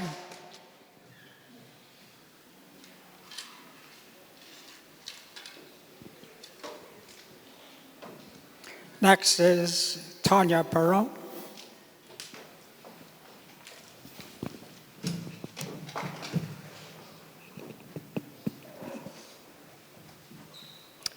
Segu Zewagwegu, Tanya Wandanoru Perron Yudat. I am Turtle Clan, sorry. My parents are Wanda Lulu Phillips and Roger Perron. I'm married to Tommy Lahash, and we have 2 children together, 2 sons, and I have 2 stepsons. So, question of the evening, why am I running? This is the 3rd time that I stand before you seeking your support to this elected position. After 6 years, I thought it would get easier to stand up here and explain why exactly am I here, what am I running for? The reality is it hasn't. In fact, it only gets harder with each election. Why is that, you ask? Well, first, when you first run, or at least when I first ran, I had 2 or 3 concrete ideas in my head, concrete problems I wanted to solve, issues I had addressed, and I thought, yeah, I know how to tackle them. I'm going to run for this position. I had certain expectations. I identified those issues, put out there what I wanted to do with them, and I did some of that work. By the 3rd time around, because this will be my third election term, you realize that there's 1,000,001 reasons why you want to run again. I realize that there's still so much of myself that I want to give, so much I still want to do for the community. I've barely scratched the surface. So, why am I running? Simply put, I'm committed to doing what needs to be done to make us stronger, to make us a stronger community and to make us a stronger people. What does that mean and how do I expect to accomplish that? Well, we talk about governing ourselves. What do we need for this? We need a structure of governance that is represented by a body that is responsible, accountable, and transparent. We have the community vision, and we have the governance project that is underway to establish what that structure will hopefully look like in the very near future. But in the meantime, we have the current elected system that we have to work with. Since my first term in office 6 years ago, I've collaborated in the development and improvement of the governance documents, setting out and clarifying how the council should function, what the roles and responsibilities of the chiefs should be, or what they are, what the internal disciplinary process should be, and what the disciplinary measures to be imposed should look like. Although the governance documents are by no means perfect, they have come a long way from where they were. They're much more comprehensive than we've had in the past. There's still room for improvement, however, and I'd like to take the opportunity, if re-elected, to integrate some of the internal complaints policies that we've developed. I'd like to integrate them into the disciplinary measures regulations so that they are more transparent, they're readily available for everybody, and they would apply across the board for any types of complaints we receive against chiefs. I also would like to explore and establish an office of an ombudsperson so that we can have an intake, a centralized intake for community concerns and complaints that sometimes go unaddressed because we just receive a phone call and it gets lost in the shuffle. There's also another thought I had in mind about sort of a report card system that I think is essential, which would require each council member at the end of the term to prepare a report to the community and present it. Not at the end of a term, sorry, I should say every year, and not wait until election time. What else is required to govern ourselves? Well, we need a legal basis to govern from, so we need our own laws and regulations. We've been working on restructuring the KLCC, which is the legislative branch. We've had a project charter prepared, and we've been restructuring it. My goal is to move that legislative process further away from the council. Essentially, at the end of the day, we need to assert, expand, protect, and defend our jurisdiction from which we govern. For this, we also need to improve our court system, build upon our justice. There's a lot of work I've been doing there, and if I'm elected, I plan to continue putting all of those pieces in place that we need so that we can keep all of our matters that are internal to us here where they belong. Thank you. Now, Tanya.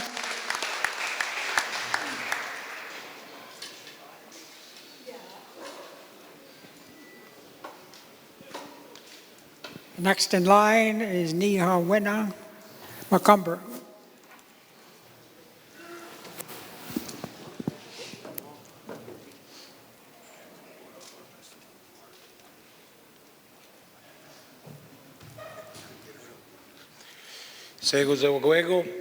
Obviously, my name is Kahnawà Macumber. I come from the Rodinyatu clan family. My mother is Eva Lash. My father is John Macumber. I'm here today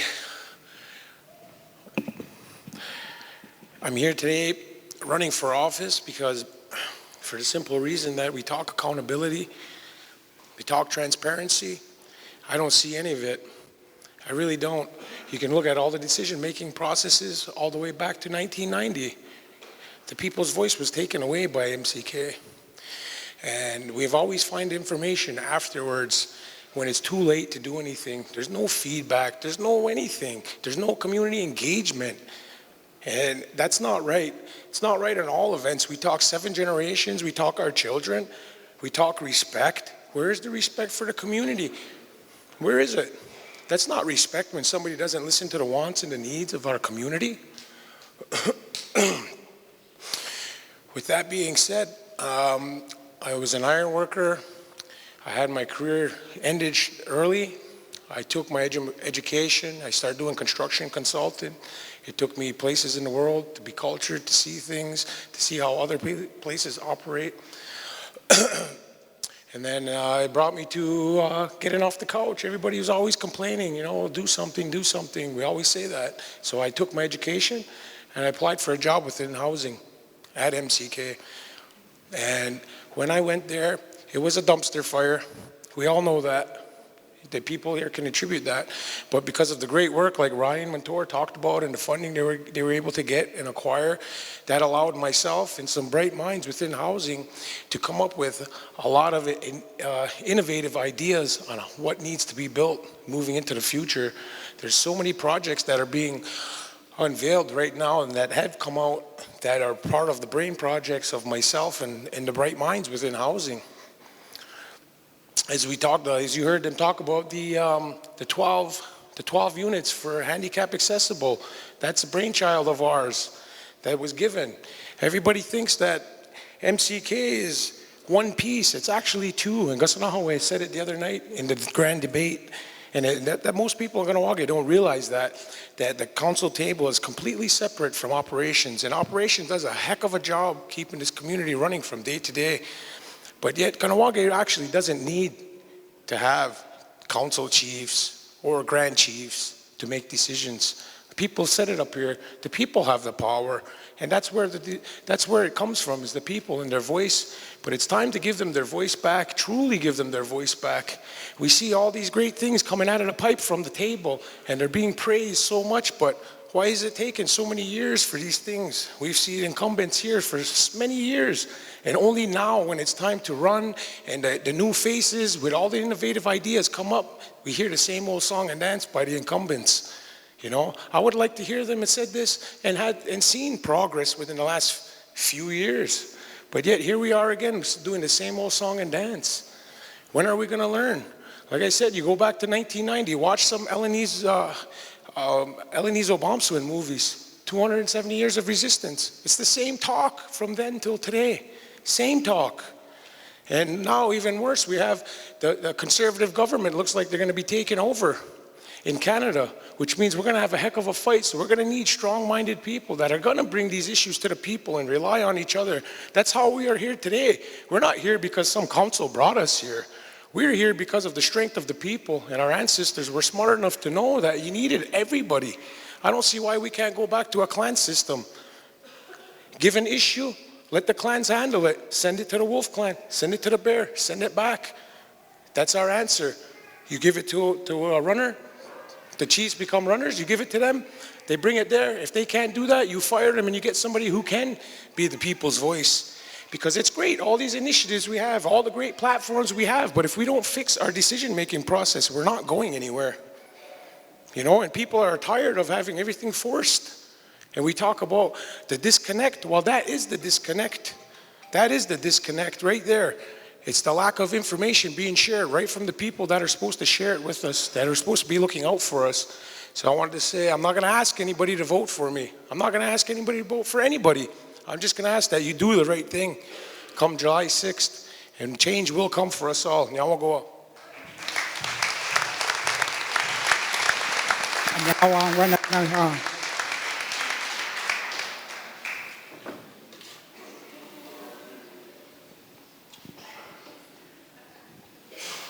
Our next candidate is Jeffrey Daibo.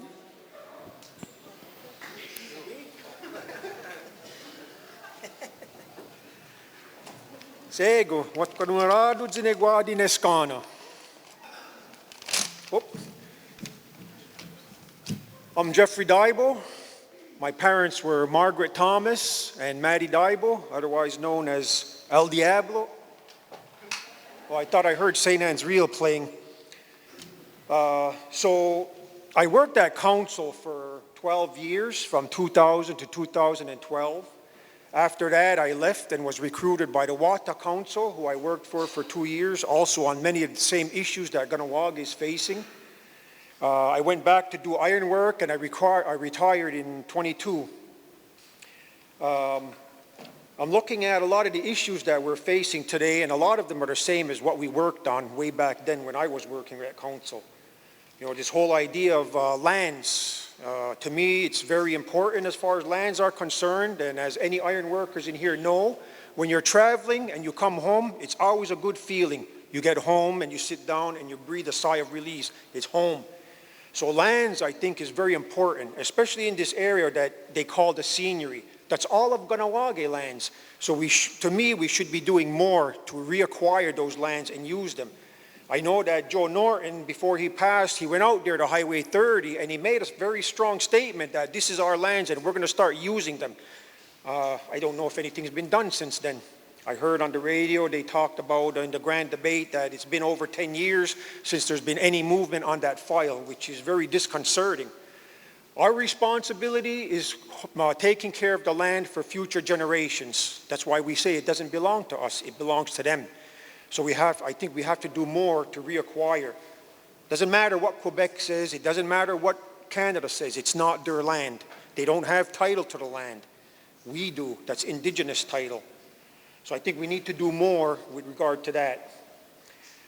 As far as safety and security of the community, I think that's another very important issue. You can see a lot of comments being put on Facebook with regard to outsiders being in the community, being in the neighborhoods, you know, interacting with kids where they have no business. There was one that was stopped in a car and actually arrested who was trying to, I don't know, kidnap a kid maybe? We don't know. But it's a good thing that he was stopped, that he was seen by people and that he was stopped. Within that, I think we need to do more. After 90, we had checkpoints and patrols, and it worked very well. It wasn't without problems, but it worked. It worked to help secure the community. So I think we need to do more in that. Maybe one of the things that we could consider is reactivating the conservation and mandate them to provide security and patrols within the community while the police are looking, because they're looking at doing highway patrol now. And at that time when we had it, they worked together. So there was some symbiosis there that I think is very important. The idea of openness and transparency, you hear a lot about it. It's very important that council be open to the community and very transparent. We don't see a lot of that. It's very unfortunate because it's hard for people to know what's going on and what council's working on. You know, I talked to a couple of people today who said, well, even going to the website, it's hard to find any information. You know, and then a lot of people, maybe they're not online. Maybe they don't have phones or computers. So there needs to be more as far as that's concerned. I think in relation to transparency, for me, what it means is, you know, looking to the community, say, well, what do you want done on a certain issue? I know before it used to be based on community mandates. And then take that, develop a work plan, bring it back to the community so you can have input on how it's going to be done, how it's going to be delivered on that mandate. And then every community meeting, the council can come there and show you this is where we are in relation to what you want done.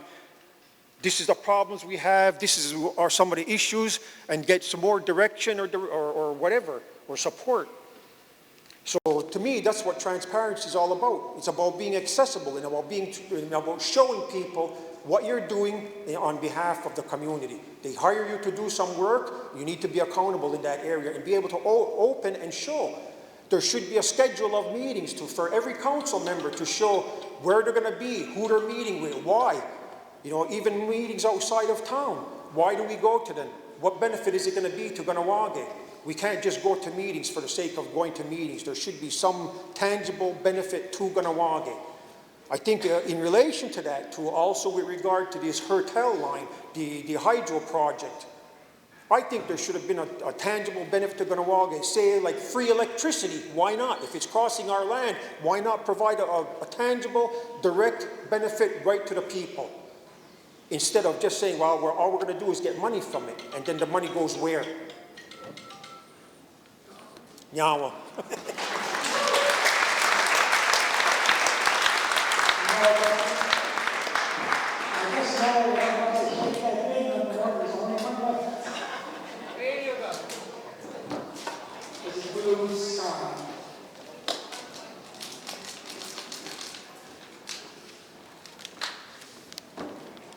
Sego, everybody. I'm Blue Sky.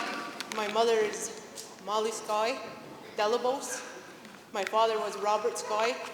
I'm a Wolf Clan, proud Ongwe woman. I might as well shoot this way because they just talked about everything that I have written.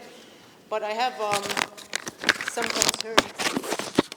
One is our policing I talked about on the radio and the possibility of hiring non-native police officers here. That's a possibility we cannot have in this community. We had a native shot in his own front yard from non-native police. We don't ever want to see that again, ever. We're losing our community because of the transparency, the confidentiality. Our people need to hear what's happening more. Yes, we hear here and there pieces, but we want more. I want more, and I want to give you as people more. Our people are important too. Now, let's get back to the police. They're acting like a military. We need to start coming back to the brotherhood of policing of Ogwehunwe people. We're talking straight across the board with the police. What the hell is that? Okay, now I lost where I was. Let's talk about traditional government. I'll go to traditional government. I will come back to police in a minute. My husband lived in Kahnawà for 15 years. I lived there for 2 years. And Kahnawà is a very basic traditional government territory. And I'm hoping that if we're going to be going to traditional government, we're going all the way with a dry community, cannabis-free community, because that's in the law, to be dry. And we never ever talk about membership. I didn't hear much about membership. I want to urge everybody, go to membership, have your family tree printed out for you, because you're going to see so many discrepancies in it. Because all our membership is coming from the church, their documents. And it's just, you look at the dates, look at the names, I'm telling you, it's wrong. It's sent from an entity that's here to destroy us. The church was sent here to destroy us. Go look at your paperwork and see what they're going to tell you. And for me, I see such problems in our first responders. They need more help. Every night on the police scanner, we still have a scanner. All you hear is casino, casino, casino. Like, I swear, 15 calls a night is to the casino. What if you get sick and they're over there with the casino? I'd like to see some more support for more firemen, for ambulance technicians, another ambulance even, and a second crew at nighttime. We have 2 during the day, maybe we need 3. We need 2 at nighttime though, for sure. The other night was the grand debate. What did it sound like to everybody? It sounded to me that Kahnawà is a corporate business, because that's all you heard about. Now, if we are going to go back to the traditional government, like I mentioned, then there's no cannabis, so there's no revenue coming in for cannabis. The liquor permits are gone. What do we have left? The online gaming, obviously was said last night on the grand debate, that's gone. So what revenue do we have? Casinos? What's left in Kahnawà after that? We need to think of how everything is going to compact the reserve and the people. And they're not telling us much. We want to know more of even this confidentiality. They went and signed a second part to it without even asking any one of us about it. Nobody has any idea what the heck is going on half the time, and they're not telling us. I want to know more, and like I said, I don't believe in confidentiality. I never did for anybody or anything. So if I'm in there, you're going to know everything. And that's what I believe in. To.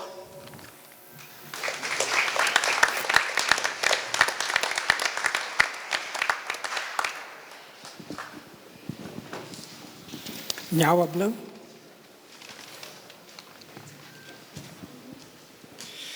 So this concludes the candidate speeches. But before we proceed to the next segment, I'd like for all of you to give our candidates a hand for their great speeches tonight.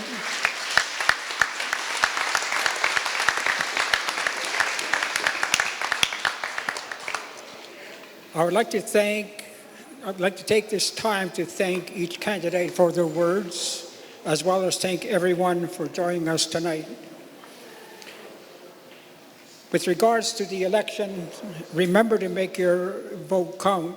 Election day will be Saturday, July 6th at Kahnawà Gymnasium. A big Nyawagoa, and we hope to see you all on election day. Just a couple notes to pass on. So a reminder to the public regarding the question and answer segment. Your questions need to be political. No verbal attacks will be tolerated. Regarding the advanced polls, there are 2 of them this year, one on Thursday coming and one on Saturday. A few of you will have some letters for me tonight, but the deadline is at the conclusion of this event tonight. For those who have already sent letters in, you'll be receiving your confirmation within the next 2 days. I still have myself and the OKKR department to process over 30 more requests, so there might be even more tonight. As for the candidate representatives, there's only a handful who have submitted a representative, and I'm requesting that each one of you candidates send me a rep as soon as possible. For the time being, thank you again, everyone. We will take a short break and then reconvene the question and answer period while the technical group recalibrates the system. I'd like to thank Mr. Taylor and Mr. Lazar for their fine work. So we'll see you in a few minutes. Kahnawà, go on.